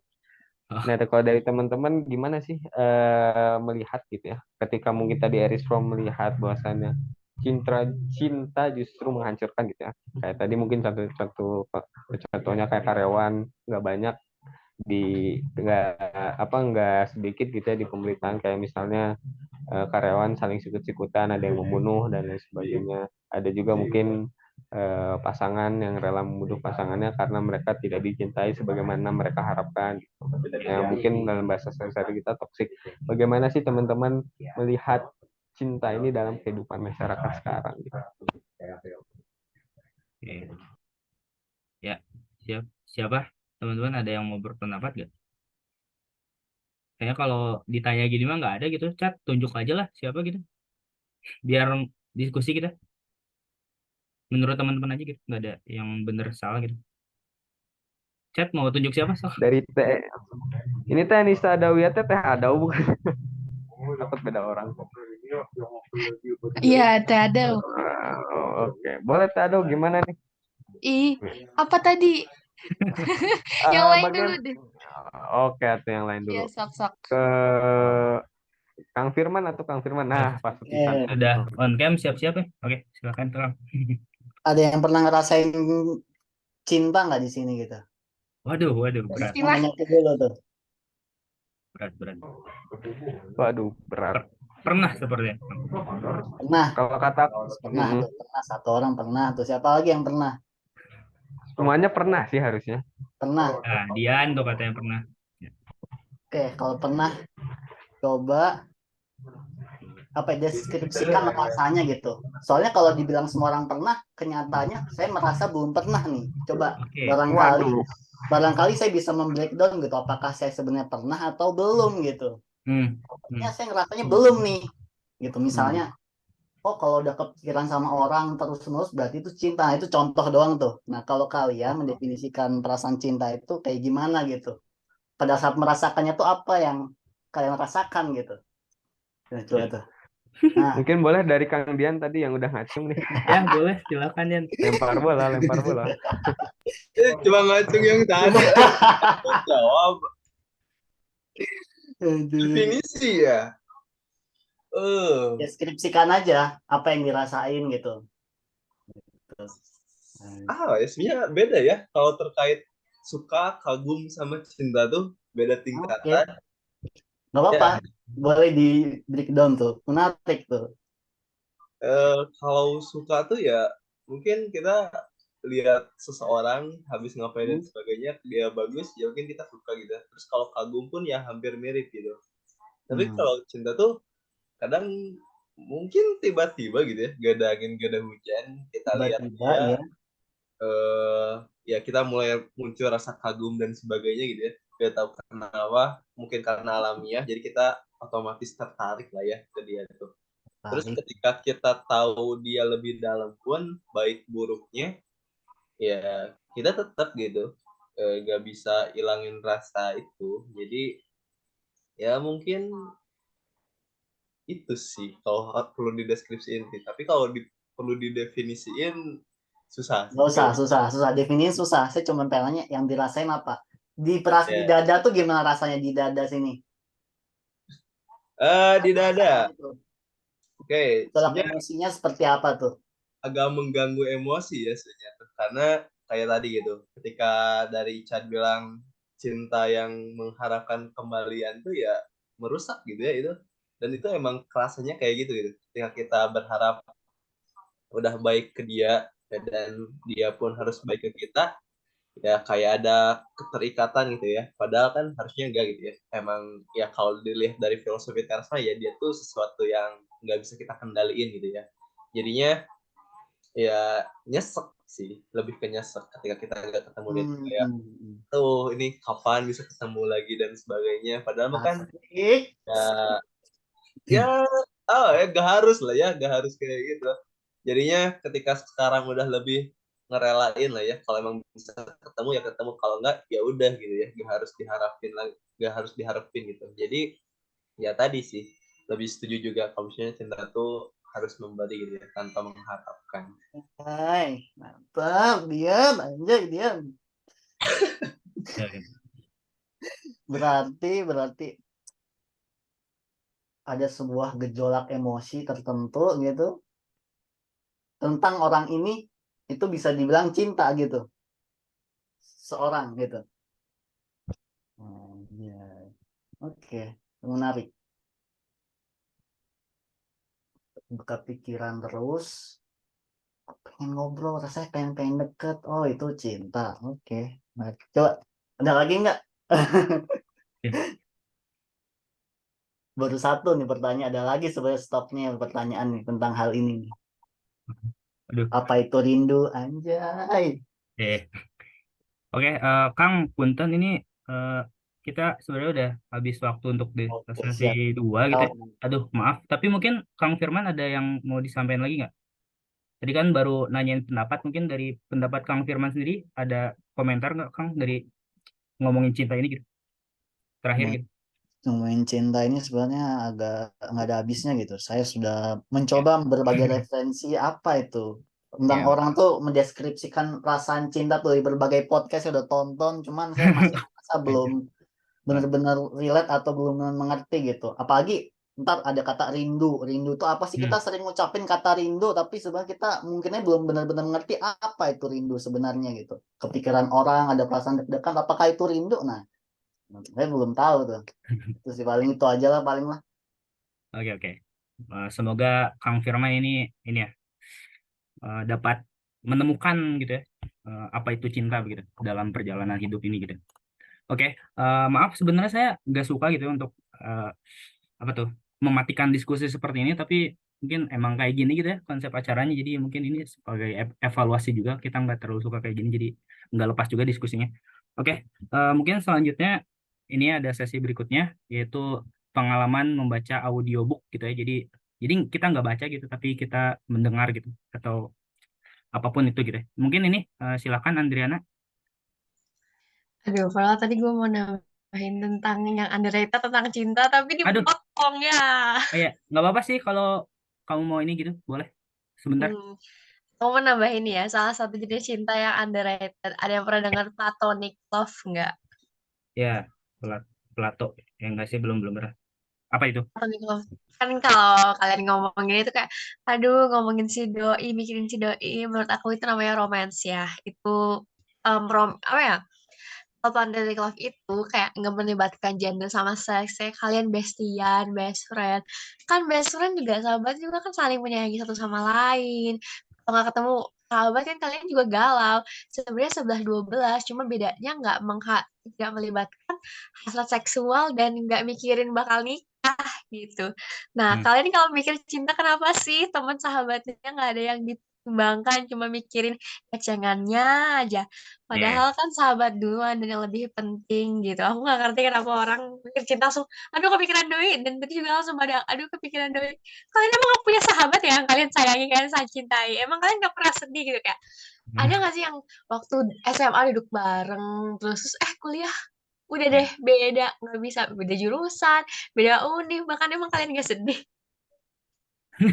Oh iya, geli tuh kalau cowok gitu katanya. Tapi dalam hati, ini kan pasti ada kan yang kangen sama temen cowok sendiri. Jangan bilang nggak, kasian banget kalian kalau nggak kayak gitu. Eh, enggak sih. Kalau aku nggak sedalam itu kali ya. Enggak tahu sih teman-teman. Oke. Ya. Mungkin cewek ya yang lebih dalam. Ya. Soalnya cewek kalau udah biasanya langsung nempel. Care aja nggak sampai cinta. Ya. Kenapa care? Kotak yang beda. Oke. Oke, oke, aku tanya. Brotherhood juga cinta platonik, guys. Iya. Oke, oke. Oke, Mungkin itu Andrea aja deh. nanti bisa bahas cinta platonik gitu ya di sesi selanjutnya. Ya. Oke. Aku pertama-tama, sorry aku nggak kok. Ya sebenarnya udah on cam, tapi agak jaringan agak gimana. Terus aku nggak nyiapin PPT karena Rayane nggak bilang kalau dia nyiapin PPT. Coba kalau bilang, aku nyiapin nih. Ah, bohong. Ya, oke. Gitu banget. Gue bilang gitu dong. Susan namanya. Anjir. Oke, ya udah. Ya, nggak apa-apa, nggak apa-apa. Oke. Semoga kami bisa menyimak gitu. Ya, silakan Amin, Anda. amin. Sebenarnya nggak panjang-panjang sih guys. Aku cuma pingin bahas doang audiobook. Akhir-akhir ini pribadi aku tuh lagi seneng banget audiobook. Dan mungkin kalau kalian pernah nonton film barat atau buka TikTok gitu banyak banget yang ngebahas audiobook. Sebenarnya si audiobook ini memang konsepnya yang cukup barat banget. Dan akhirnya aku sempat buka nih Wikipedia, nyari web ini audiobook awalnya dari mana sih? Ternyata audiobook itu emang sesuatu yang barat banget. Ciptaannya itu di Amerika tahun 60-an dengan tujuan untuk ini bisa menyandang disabilitas anak-anak, target utamanya sih dulu waktu audiobook dibikin itu buat anak-anak yang ada gangguan dalam penglihatan biar mereka juga bisa punya experience sama anak-anak lain karena biasanya waktu TK tuh suka baca buku dan sebagainya. Nah, anak-anak disabilitas ini nggak bisa karena penglihatan mereka kurang baik atau bahkan mereka lahir tanpa penglihatan. Akhirnya audiobook itu terciptakan dan selama beberapa dekade terakhir, bertahun-tahun malah ya, si audiobook ini berkembang nih jadi tiga si fungsinya. Satu ada hiburan, dua pendamping bahasa, dan tiga penyandang disabilitas. Jujur buat nyari kayak riset atau diskusi tentang audiobook secara Asia atau bahkan Indonesia banget, itu jarang banget. Karena balik lagi ternyata ini konsep yang barat banget guys. Tapi pertama aku mau bahas buat hiburan. Banyak banget kayak audiobook buat hiburan. Biasanya sih fiksi ya udah gitu jadi audiobook dan biasanya buku-bukunya tuh suka kalau buku fiksi nih audiobooknya tuh suka ditambahin musik-musik gitu guys apalagi kalau chapter pembuka terus biasanya juga kayak contoh nih buku Cantik itu Luka kan kalau kita baca Cantik Itu Luka oleh Eka Kurniawan kayak gitu ya kalau audiobook Cantik Itu Luka oleh Eka Kurniawan dan bahkan ada gimana ya drum dan sebagainya itu buat hiburan. Pendamping bahasa ini sebenarnya role audiobook akhir-akhir ini paling besar tuh di pendamping bahasa. Apalagi kalau misalnya kalian belajar bahasa asing, sangat direkomendasikan untuk cari audiobook ya. Mungkin ada yang pernah pakai Duolingo nggak di antara kalian? Atau Iya, tidak nih pernah kalian? tuh dulu. Nah, Duolingo Nah, tuh pernah. kan biasanya Duolingo tuh ada apalagi kalau misalnya Duolingo-nya pakai bahasa Inggris, soalnya emang agak beda nih Duolingo bahasa Inggris sama Indonesia. Kalau Duolingo bahasa Inggris, tau aku suka ada fitur download audiobook untuk mempelajari atau download podcast kami untuk mempelajari lebih lanjut dan sebagainya. Nah, audiobook ini apalagi buat bahasa yang kayak aneh-aneh nih kayak bahasa Perancis, bahasa Spanyol itu kan yang dibuat alfabet sama yang dibaca beda jauh nih. Jadi sarankan untuk cari pendamping bahasa lain yaitu audiobook agar kita tahu nih yang tulisannya kayak gini, dibacanya kayak gimana dan sebagainya. Ada juga kalau buku ini jujur udah jarang, tapi suka ada dulu kalau kita beli buku, bukunya suka ada kasetnya. Pernah nggak sih kayak tapi biasanya buku-buku soal gitu loh guys. Nah, biasanya itu ada yang si kaset itu jawaban doang. Ada juga yang kasetnya itu soal dari bukunya itu dibacain. Jadi kita mendengar sambil membaca kayak waktu SD di kelas bareng-bareng gitu loh kayak satu buku paket nanti kita baca bareng-bareng tapi satu anak ngebacain di bukunya. Apa kalian pernah mengalami waktu SD? Nah, kok belum ya? Ternyata bukan pengalaman universal. Aku pikir itu pengalaman universal. Jadi buat pendamping bahasa tuh ya audiobook sangat sarankan biar kita makin paham bagaimana pengucapannya dan terakhir disabilitas. Ini kan udah dibahas nih anak-anak yang aku nggak tahu bahasa topannya gimana anak yang banyak itu anak-anak yang buta gitu yang menggunakan audiobook. Kemarin aku sempat lihat ada diskursus di TikTok. Saya ini untuk audiobook ini sedikit nih researchnya yang ada dan kalau ada fokusnya masih anak-anak SMA bahkan SD. Nah, ada yang bilang ada yang menolak audiobook tuh bilang audiobook tuh bukan baca beneran. Ada yang menolak keras karena dia penyandang disabilitas dia itu buta. Menurut dia ya kan dia nggak bisa ngelihat gitu ya audiobook bacanya ya audiobook nih menurut dia itu audiobook itu baca dan akhir-akhir ini mungkin kalau kalian suka di mental health atau pokoknya sesuatu yang berkaitan dengan mental mungkin kalian pernah dengar ADHD atau macam-macam disabilitas belajar ada orang yang kalau belajar itu harus ngedengerin ada orang yang harus kalau belajar harus ngeliat gambar, ada juga yang harus ditulis ulang. Nah, si audiobook ini sebenarnya sangat direkomendasikan kalau misalnya kamu fokusnya listening dan aku baca beberapa paper juga. Satu sih sebenarnya papernya guys, cuma menyebutkan kalau audiobook ini sebenarnya udah ada micro audiobook dalam hidup kita. Kayak satu contoh, waktu TK suka dibacain atau enggak kadang suka ada aja gitu yang main-main atau enggak baca bareng-bareng. Satu orang baca, yang lain didengarin. Itu audiobook, storytelling lah.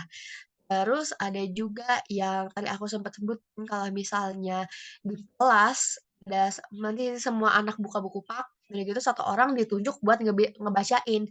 Biasanya target dari gurunya itu buat gurunya untuk nyuruh anak itu satu ngebaca biar anak-anak yang lain tuh fokus. Jadi listening while reading itu salah satu metode untuk belajar sih ternyata. Dan ketiga, ini adalah yang ternyata kita nggak sadari juga, presentasi. Presentasi itu membaca sambil mendengar. Makanya bedanya audiobook itu kan di set gitu. Ini dibilang kayak micro audiobook karena si yang kita dengerin itu omongan orang langsung, bukan rekaman. Itu sih guys. Terus menurut aku tuh audiobook ini sangat praktis dan beberapa fitur audiobook yang ditawarkan pertama praktis lebih mendalam dan ada juga disebutin di paper yang aku baca karena audiobook ini direkam biasanya si audiobook ini apalagi buku-buku fiksi yang mengelola si audiobooknya itu langsung penulisnya jadi nanti kalau misalnya kita ngedengerin audiobook yang kita denger itu 100% sama kayak yang penulisnya mau gitu yang kita impression yang kita pahami jadi lebih mirip sama yang penulisnya coba sampaikan jauh lebih mirip karena tadi ada cara bacanya di gimana ya didramatisir udah gitu ditambahin lagu-lagu nah si penulisnya sendiri nih ingin pengalaman yang diberikan tuh kayak gini udah gitu audiobook juga ada satu lebih kayak gini ya gimana ya bilang ya listening but not hearing it's not listening nah kalau audiobook itu menekankan listening karena kalau hearing kan kita nggak denger doang itu bukan memahami itu menurut aku kenapa kalian coba harus baca audiobook gitu. Tapi sayangnya karena audiobook ini masih konsep yang barat banget. Itu belum aksesibel secara ekonomi. Aku sendiri masih nyari yang free di Spotify. Dan kalau misalnya kita download di Amazon namanya Audible itu aplikasi dari Amazon langsung. Satu buku $15. Coba kalian dihitung sendiri $15 itu kayak nggak makan berapa hari nih saya. Aduh, gawat banget. Dan sayangnya belum banyak bahasa Indonesia, buku bahasa Indonesia. Sebenarnya beberapa bulan yang lalu, mungkin kalian pernah dengar aplikasi Sejuta Cita. Mereka punya project namanya BUUKU. Bikin buku-buku non fiksi dan non fiksi yang terkenal terus sama mereka dibikin audiobook secara singkat 10 menit. Tapi sayangnya kayaknya nggak ada yang tertarik deh sama audiobook karena dipikir-pikir buat buku fisik aja kita banyak banget yang masih belum tertarik apalagi audiobook yang masih barat banget dan akhirnya aku tadi sempat nyari ini audiobook sekarang udah dijual belum si bukunya ini dari Sejuta Cita ternyata untuk project itu nggak ada kelanjutannya jadi setelah aku udah ngomong panjang lebar nggak pakai PPT menurut kalian gimana nih Kak? Apa kalian ingin tertarik baca audiobook atau kalian masih berpendapat kalau audiobook itu bukan baca atau gimana nih? Wah, kalau saya sih, kalau audiobook, kalau untuk buku tuh terlalu panjang kadang tuh. Mendingan Hmm. diringkasin kalau saya mah lebih prefernya. Kalau audiobook kan kalau kayak misalnya kayak buku yang tadi tuh, dibacain total tuh kadang malah kayak kebanyakan loh kalau untuk dibacain gitu. Lebih enaknya mah versi yang diringkas sama orang kayak di YouTube gitu baru tuh pas gitu. Oke. Berarti sukanya review nggak sih jadinya? Iya, soalnya kalau kalau itu kan kayak apa ya? Kalau untuk teks yang panjang tuh kalau didengerin doang tuh kayak banyak yang miss gitu. Kayak Hmm. ceramah Jumat ya Kang. Oke. Lupa semua yang ada. Poin-poinnya nggak dapet tuh. Oke. Lain nggak? Jadi, mungkin Akang orangnya emang harus baca gitu. Kalau didengerin doang mau apapun materinya atau ceritanya atau gimana suasananya emang nggak ngeh terus gitu ya. Justru ini, soalnya gini, kalau bukunya agak berat dan butuh fokus itu kalau cuma dibacain tuh nggak ngena gitu. Kurang ini. Kalau untuk kasusnya ringkasan, ringkasan tuh baru pas gitu. Gitu. Kalau audiobook satu buku penuh, saya ngiranya kebanyakan. Cuman kalau untuk fiksi dibacain seru tuh. Untuk yang fiksi nih. Kalau yang fiksi saya lebih pro ke yang fiksi. Buku-buku fiksi kayak novel yang di Jepang itu, novel Korea, dibacain saya senang gitu. Karena males saya bacanya gitu kali. Oke, itu memang salah satu alasan kenapa audiobook lebih banyaknya buku fiksi. Sama kayak pendapat aku. Karena ada banyak juga orang yang prefer kalau udah yang serius udah pingin megang buku fisiknya gitu. Apalagi sekarang juga orang suka, kalian suka kalau baca suka ini nggak sih, suka nyoret-nyoret nggak sih? Ada teori tersendiri. Nah, kalau misalnya bacanya buku serius, nggak bisa tuh kalau misalnya audiobook dicoret-coret ntar langsung lupa. Mungkin dari Rayana yang kemarin agak asing. Nyoretnya sudah tamat. Walah, emang ya namanya tiap orang beda-beda, apalagi experience baca bukunya. Kenapa Andriana? Kamu nggak ada pendapat nih, kira-kira?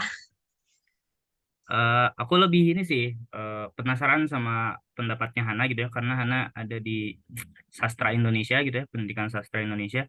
Mungkin Hana ada pendapat gak soal audiobook ini gitu? Apakah audiobook ini termasuk karya sastra juga atau malah karya sastra yang paling rendah atau gimana gitu? Mungkin Hana boleh boleh berpendapat ya? Udah nggak Hana? Halo, Hana masih di mute? Ya, maaf Rayana, suaranya putus-putus. Oh ya, apakah di pendidikan sastra Indonesia itu posisi terhadap audiobook itu seperti apa ya, Hana? Ada komentar nggak dari kamu? Apakah masih putus-putus ya? Di teman-teman lain, orang nggak putus-putus kan ya? Oke, Kayaknya jaringan Hananya aja. oke, oke. Ya mungkin, bentar. Mungkin dari pendapat yang lain dulu kali ya, Andriana. Aku mau nulis dulu ke Boleh, Hana. boleh, boleh.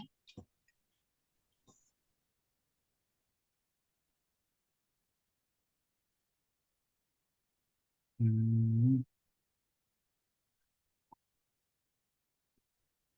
hmm. Ntar aku tulisin di chat deh buat Hana. Bentar. Hmm, apa sih tadi aku pertanyaan dari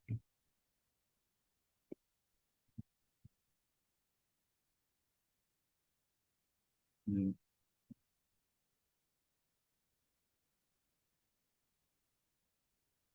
posisi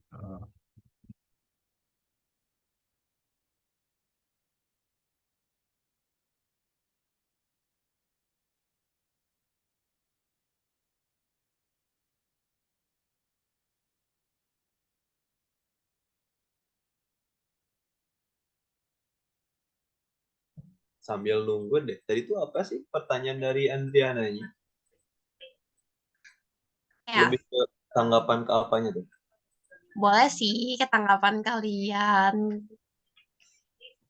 Oke. Oh, mungkin kenapa kalian belum pernah nyobain audiobook nih, padahal kan senang baca gitu.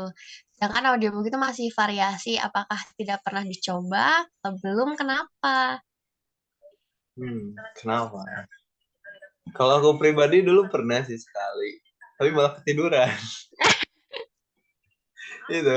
Jadi karena ya kan ya mungkin salah juga sih malah waktu mau tidur jadinya malah ketiduran.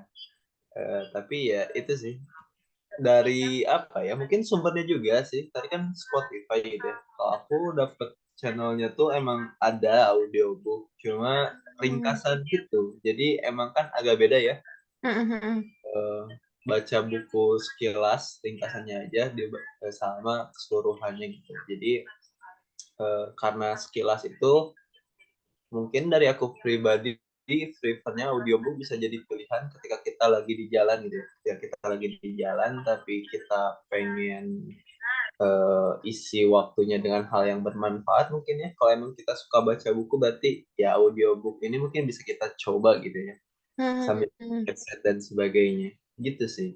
Iya sih ya, emang praktis.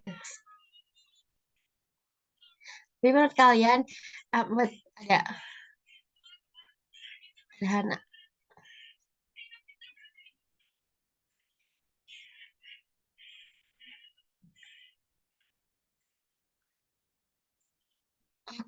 Novel Machine nggak resmi. Itu salah satu persoalan audiobook sih guys. Banyak banget audiobook yang nggak resmi. Karena yang resmi di Indonesia sendiri agak kurang diraih gitu. Ada gimana ya? Providernya kurang ada. Baru mungkin dari Sejuta Cita itu juga belum jadi. Mungkin Scribder apa sih? Yang tulisannya SCRIBDR yang biasa suka ada banyak buku PDF kayak gitu loh, sama PPT suka ada scripter, kita ada audiobook juga. Oke, cool. Misalkan fiksi ternyata audiobook termasuk dalam karya sastra. Ini kayaknya coba moderatornya aja yang bacain, Rayana deh, jangan suara Oh, aku terus. ya maaf. Ya, jadi ini kan tadi saya bertanya gitu komentar Hana terhadap apa audiobook gitu ya. Kata Hana katanya kalau untuk audiobook di prodi aku belum dipelajari ya. Ya mungkin bukan dianggap juga kali ya, gitu. Apakah audiobook termasuk sastra? Jawabannya iya, tergantung dengan audiobook itu sendiri bersifat apa. Lalu misalkan fiksi berarti dia termasuk dalam karya sastra. Hmm, mungkin selama ada tulisan gitu ya atau apa ya? Selama ada tulisan itu bisa disebut sastra gitu ya atau bagaimana mungkin. Tapi Hana nggak bisa follow up lewat ini ya, jadi susah ya. Oke. Hmm, hmm, hmm. Ya mungkin itu kalau dari Hana, dari Andriana mungkin ada tanggapan tidak?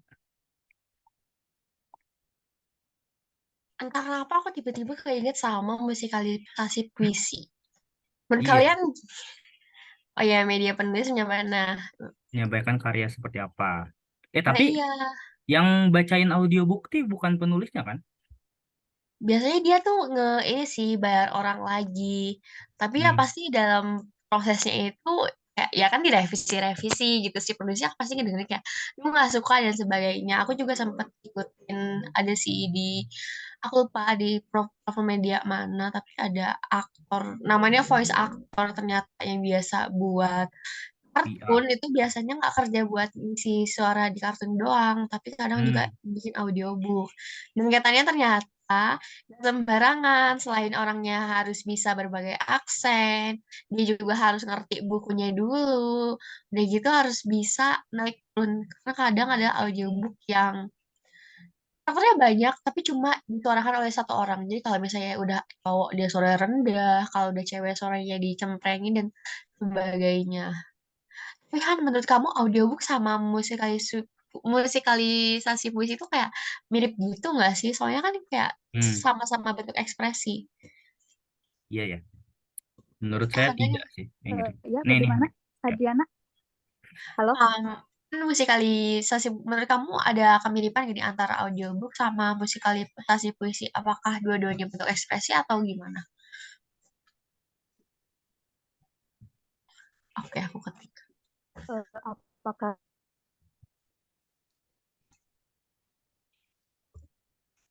Oke. Putus-putus Hana. Aduh.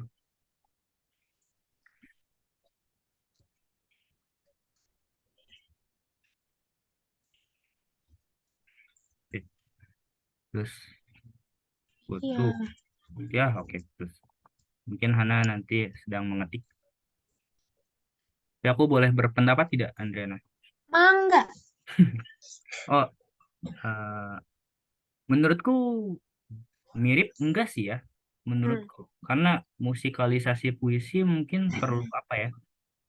Menurut saya perlu penghayatan lebih begitu ya mungkin kalau hermeneutik gitu.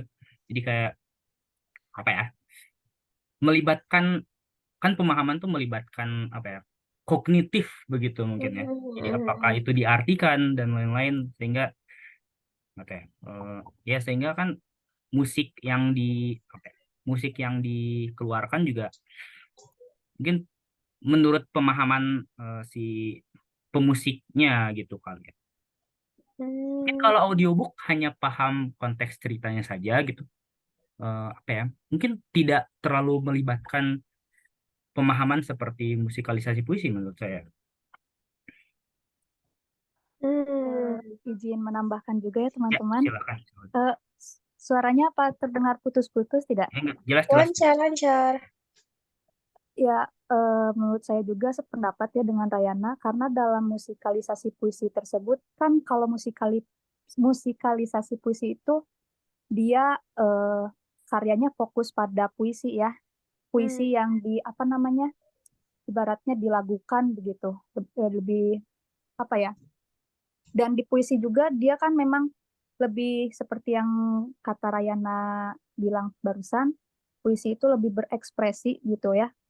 Sementara kalau audiobook sendiri dia itu lebih fokusnya mungkin pada buku-buku yang di luar dari puisi begitu. Kalau menurut saya itu seperti itu mungkin. Jadi yang membedakan musikalisasi puisi dengan audiobook itu dari karya karya yang diambil dari gimana ya bilangnya. Pokoknya kalau musikalisasi puisi itu dia lebih condongnya ke puisi gitu. Ya, begitu. Lebih sederhananya gitu sih. Oke. Oke. Mantap.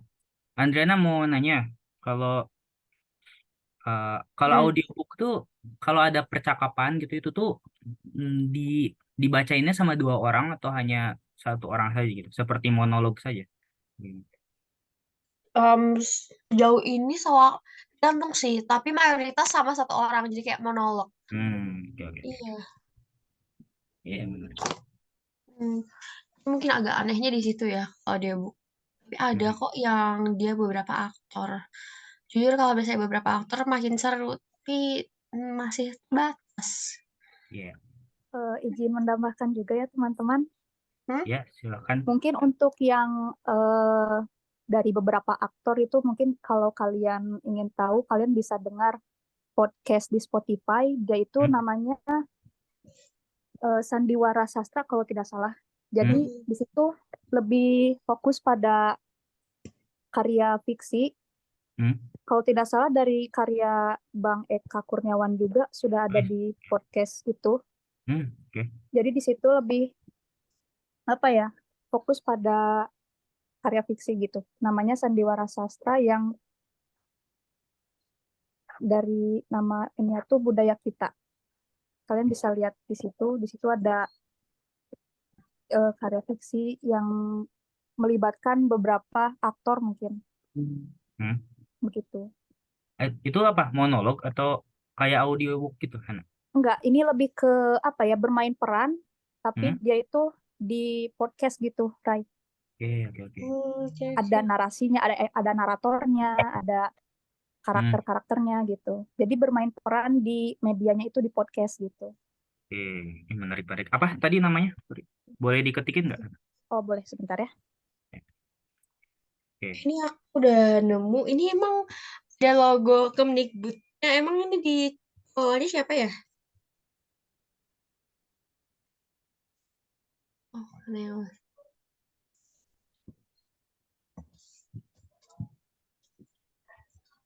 Mana? Budaya Kita di Spotify. Apa tadi, Andriana? Ini yang mengelola si Budaya Kita itu siapa deh? Soalnya ada logo ininya. Ya kalau itu kalau kita udah percaya sesuai logo. Itu dari Kemendikbudnya sendiri bekerja sama dengan TV Mangsa gitu ya, kalau tidak salah. Ya. Saya pernah dengar dari TV Mangsa. Kalau tidak salah ya. Iya. Tapi ya itu dari bentuk kerjasama dari Kemendikbud. Oke. Mungkin dari teman-teman nih ada ini nggak yang ditanyain soal audiobook mungkin, atau membagikan pengalaman tentang audiobook atau kesulitannya saat mendengar. Mungkin kalau saya pribadi gitu ya, Andriana, kalau dengar orang bahas filsafat gitu di YouTube gitu ya, saya tuh kalau saya tuh nggak bisa merhatiin terus ngedengar gitu, nggak bisa kayak gitu. Saya tuh harus main Tetris gitu, sambil main Tetris tapi sambil dengerin. Jadi menurutku untuk mendengarkan audiobook juga saya harus seperti itu ya. Jadi harus ada kegiatan lain gitu, tapi telinga ini ngedenger gitu. Jadi nggak bisa diem aja fokus gitu kayak Jumatan. Jadi Kalau Jumatan saya ngantuk gitu ya, sama gitu kalau kasusnya gitu. Ya betul ya Kang, kayak gitu. Dari Hmm, sambil ngerjain sesuatu tuh nikmat ya banget. betul betul Kak. Kalau kita bikin audio, gimana ya ini? Eh, Ya, kalau pertanyaan ada sih. Jadi kalau misalnya kita bikin audiobook sendiri gitu, kita kayak hmm, pengen nge-review buku, tapi ya dibacanya tuh dari awal sampai akhir gitu. Kalau misalnya ada kalimat yang menarik dari kita, spontan langsung nge-komen gitu ya, dari apa yang kita pahamin. Nah itu kita bakalan kena copyright enggak sih? ya, Kan kita bukan penulisnya juga gitu. ya. Andriana mungkin bisa jawab nih soal riset yang sudah kamu baca. Jujur kalau misalnya aku pernah lihat di YouTube Harry Potter, dia bikin audiobook Harry Potter in bahasa Indonesia. Kalau aku nggak kena copyright. Tapi itu Harry Potter kayak ini kan udah franchise, bukan buku lagi gitu, udah terkenal. Kalau Hmm. misalnya mungkin penulis India atau dari yang lokal mungkin bisa, apalagi kalau misalnya si penulisnya merasa oh ini hasil karya gue nih, harusnya gue dapet duit dan sebagainya, mungkin bisa. Tapi kan ya penulis ya orang-orangnya beda gitu. Jadi balik lagi ke penulisnya dan perusahaannya tersebut pastinya. Masih belum ada aturan yang jelas gitu Andriana atau gimana? Setahu aku sih belum ada. Oke. Berarti kalau kayak Hmm. gitu ya, selama tidak ada peraturan, jadi masuk pada ranah etis gitu ya. Itu soal etis atau enggak etis sih. Oke. Ada lagi tidak guys soal audiobook ini begitu? Hmm, Oke, Dian sudah ini. Kalau komik bisa di audiobookin nggak sih, Andriana? Jujur belum pernah dengar. Cuma ada beberapa penulis yang emang sengaja bikin, malah biasanya dibalik audiobook yang dikomikin. Ada satu penulis namanya Alice Osman, karya dia itu ada 3 jenis: novel Oh iya, biasa, iya. buku fisik, audiobook, dan komik. Tahu aku komik yang paling terakhir. Ya itu kata Kang Firman juga ada tuh di YouTube. Iya sih, soalnya banyak ya Kang di YouTube gitu soal Hmm. alur cerita manhwa gitu ya atau Betul banget. Banyak betul iya banget. ya betul tuh. Ya iya saya juga sering dengar sih kalau gitu. Atau enggak mungkin kalau yang resminya kalau komik ada sih Andriana. Saya pernah ini di yang resminya ya, di Spotify gitu ya. Namanya ada Batman Bangkit gitu ya. Nah ini bahasa Indonesia. Eh, sorry malah ke sana ini ya. Tapi kalau yang si Nano Machine itu jadinya kegiatan audiobook tuh biasanya kan kegiatan audiobook itu sebenarnya sesuatu yang individual ya. Berarti kalau misalnya ada di YouTube nyampe trending itu jadi kegiatan komunitas dong, jadi makin seru ya. Ya bisa sih. Oke. Ini di Indonesia Batman Bangkit. Tadi Icat ini unmute ada apa Cat? Ada yang disampaikan? Enggak, lanjut dulu, masih menyimak. Oke, oke. Oke, guys. Ada lagi? Tidak. Tidak kalau kayaknya nggak ada ya? Ada lagi nggak? Nggak ada. Ya udah kali ya. Kalau nggak ada mungkin sesi Andriana sudah selesai. Diselesaikan dulu gitu. Dicukupkan kali ya. Bukan selesai. Oke, mungkin itu sih saya pengen membuka lagi diskusi untuk keseluruhannya kayak gimana gitu, kawan-kawan. Kalau ada yang mau didiskusikan lagi soal 3 pemaparan tadi, mungkin bisa ya dikasih kesempatan gitu ya.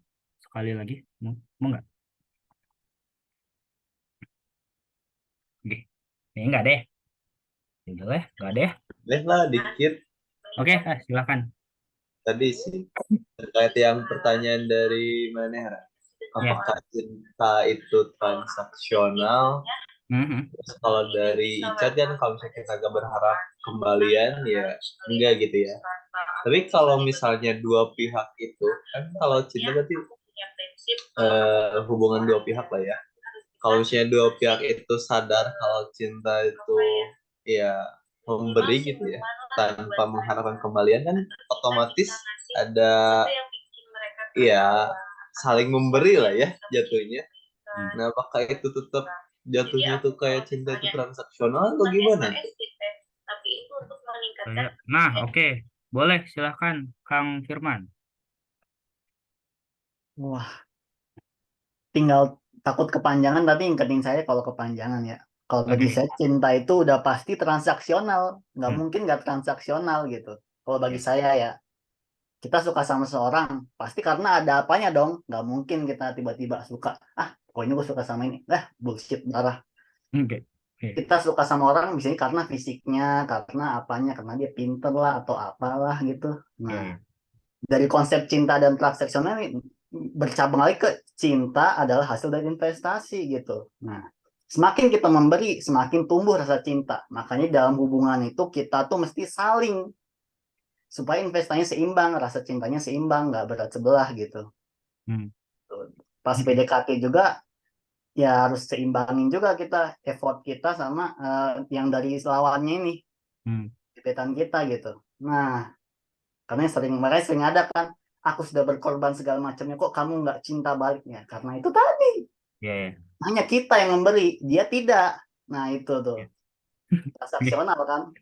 Hmm. Ketika ada hal yang tidak seimbang, biasanya ada masalah tuh. Yang satunya, kamu kok nggak apa-apa, protes. Nah itulah, makanya seninya ini nih, menyeimbangkan investasi kalau dalam cinta itu. Anjay, Hmm. coba sih Bang. Oke, oke. Ya, mantap, Kang. Ya, soalnya aku membawa pertanyaan apakah cinta itu transaksional gitu ya di presentasi saya.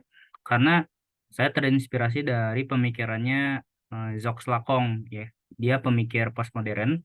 Kata dia berpendapat bahwa sebenarnya cinta yang murni itu adalah cinta yang tidak transaksional gitu. Eh, apa ya? Hmm, cinta yang nggak diharapkan untuk dicintai balik gitu. Ya, kiranya kayak gitu. Jadi, eh, tapi saya udah berdiskusi ya dengan teman-teman saya gitu beberapa kali bahwa kayaknya nggak ada deh cinta yang murni gitu ya. Nggak ada deh cinta yang tanpa pengharapan dicintai balik gitu. Bahkan cinta kita pada Tuhan juga kita mengharapkan surga gitu menurut saya ya.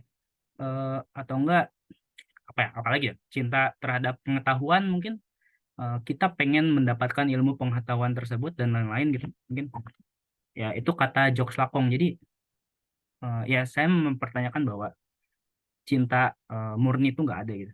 Tuhan ke kita itu mungkin cinta sebenarnya. Ya mungkin Tuhannya kali ya.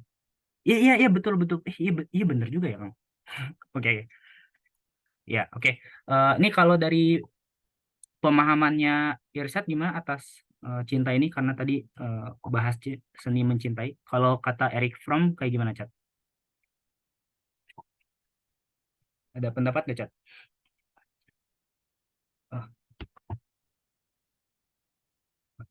halo Irsyad. Oke. Chatnya nggak ada. Mungkin dari yang lain gitu ada yang berpendapat nggak bahwa cinta ini transaksional? Dari Hana, Andriana atau Teh Adau mungkin tadi belum ini ya berkicau gitu, belum membacot. Silakan membacot ya. Teh. Cinta. Ya. Aku nggak tahu ya cinta transaksional kayak gimana karena eh, pasti pengharapannya kan balas perasaan ya. Hmm. Cuman aku sih simpel ya kalau misalkan seni dalam mencintai itu, tadi kan Firman bilang eh, kalau cinta itu yang kalian rasain apa? Sebenarnya kalau misalkan cinta yang benar-benar kita cinta sama orang itu ketulusan cinta diri kita ke orang lain dan orang lain ke kita tuh ya kita jadi diri kita sendiri gitu loh. Kayak Hmm. kita cinta sama orang dan kita tuh nggak maksa buat menjadi orang seperti apa sih yang dia pengenin gitu. Hmm. Jadi kayak kalau cinta yang benar-benar cinta, menurut aku jadi diri kita sendiri mau dia suka atau tidak. Jadi kita tidak beradaptasi terhadap apa yang dia suka di dalam diri seseorang gitu. Tapi gimana caranya kita jadi diri kita sendiri dan orang itu bisa bisa cinta dengan personality kita gitu sih. Dari Firman tadi sih aku nggak tahu Mantap. kalau misalkan transaksional itu kayak gimana karena eh, aku kadang kalau mencintai seseorang kadang ya tanpa harus dibalas pun nggak apa-apa gitu kan. Wah, sangat sangat kuat sekali ya, Pak. Gitu. Sangat menerima Yakin, sekali emang. yakin. Man, tolong man. Tapi kalau apa yang aku rasain ketika aku jatuh cinta sama orang lain ya, Yan, tolonglah. Sakitnya kayak gitu. Jadi diri kita sendiri. Gitu. Ya, tapi Itu biasanya aja. kalau kita jadi diri sendiri tuh nggak disukain. Oke. Aduh, Ya, Ya itu makanya kan kebanyakan cintanya bertepuk sebelah tangan kan. iya, Iya. iya, iya, bisa sih. Oke, mungkin ini dari Icat ada ini nggak, Cat? Soal cinta transaksional kalau menurut Erich Fromm. Oke, kalau tadi ya, ini suaranya jelas nggak ya? Soalnya agak putus-putus yang lainnya. Jelas, jelas Teman-teman kok. tuh di akunnya. Jelas kok ya? Ya. Gampang berarti. Jadi gini, kalau tadi ngebahas tentang cinta transaksional, apakah itu apa namanya satu bentuk keniscayaan gitu ya? Bahwasannya cinta itu pasti transaksional. Kalau teman-teman mungkin pernah baca bukunya Nizami Ganjavi yang Laila Majnun itu ya, ada tokoh Laila sama Kois kalau nggak salah ya, Kois gitu. Jadi satu ketika tuh Kois nyari-nyari si Laila gitu ya, sampai dia nerobos orang yang sholat gitu. Jadi Laila itu punya anjing. Jadi si Kois karena kan ceritanya tuh dia dipisahkan gitu ya, tidak direstui sama orang tuanya Laila gitu. Jadi satu ketika dia nemu anjingnya si Laila, terus dia ikutin tuh, dan akhirnya sampai nerobos si orang-orang yang sholat. Pada akhirnya orang-orang yang sholat malah marah dong gitu ya. Lu kenapa gitu ya? Udah tahu ada orang sholat, kenapa diterobos gitu? Oh maaf katanya, soalnya aku sangat fokus gitu ya ngikutin anjingnya si Laila supaya aku bisa ketemu sama Laila. Terus kata si Kois juga, kalian juga kalau misalnya cinta gitu ya sama Allah, cinta sama Tuhan kalian, seharusnya kalian fokus dong, nggak apa namanya, nggak terganggu, nggak kedistrak gitu sama aku yang hanya cuma numpang lewat. Nah itu sebenarnya satu kritikan gitu ya buat buat masyarakat kita, bahwasannya ketika kita mengaku mencintai Tuhan misalnya atau mencintai siapapun, kadang kita tuh nggak bisa fokus sama yang kita cintai. Kadang misalnya ketika kita cinta sama satu orang gitu ya, sama pasangan kita misalnya, kadang ada perasaan kita untuk orang lain juga gitu. Kadang kita nggak bisa fokus lah kata gitu dengan orang yang kita cintai. Nah, kalau terkait dari transaksional, kalau kita refleksikan gitu ya, sebenarnya itu adalah satu keterbatasan gitu ya sebagai manusia, satu ego juga mungkin barangkali kayak gitu. Ketika kita memang butuh gitu ya, butuh untuk dicintai. Nah, kalau tadi balik lagi ke teorinya Erich, bahwasannya cinta yang membangun adalah cinta yang sejati gitu ya bagi Erich. Jadi kalau dimasukkan terkait cinta yang transaksional, maka bagi Erich Fromm itu bukanlah satu cinta yang ideal. Ketika kita mengaku cinta misalnya ke seseorang, misalnya dalam satu ini ke pasangan kita harusnya tidak pernah untuk bisa atau setidaknya berusaha untuk menegasikan segala perasaan apapun yang misalnya sifatnya transaksional gitu ya.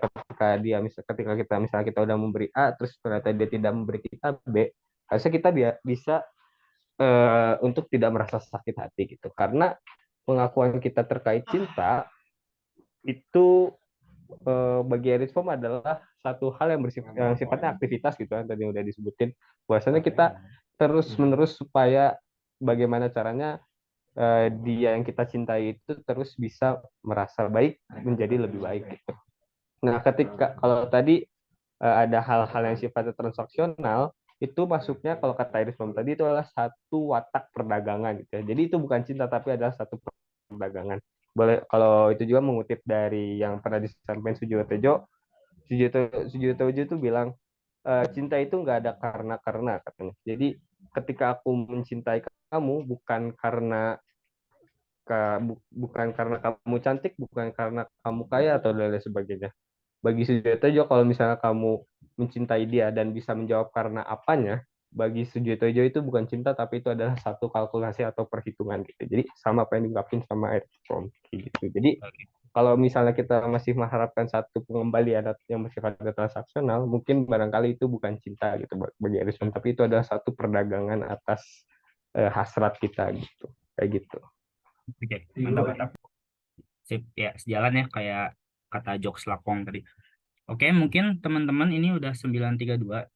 Ya mungkin teman-teman masih pengen berdiskusi, tapi maaf ya ini waktunya sudah kemalaman. Mungkin besok ada yang mau kuliah gitu, karena Senin juga. Oke,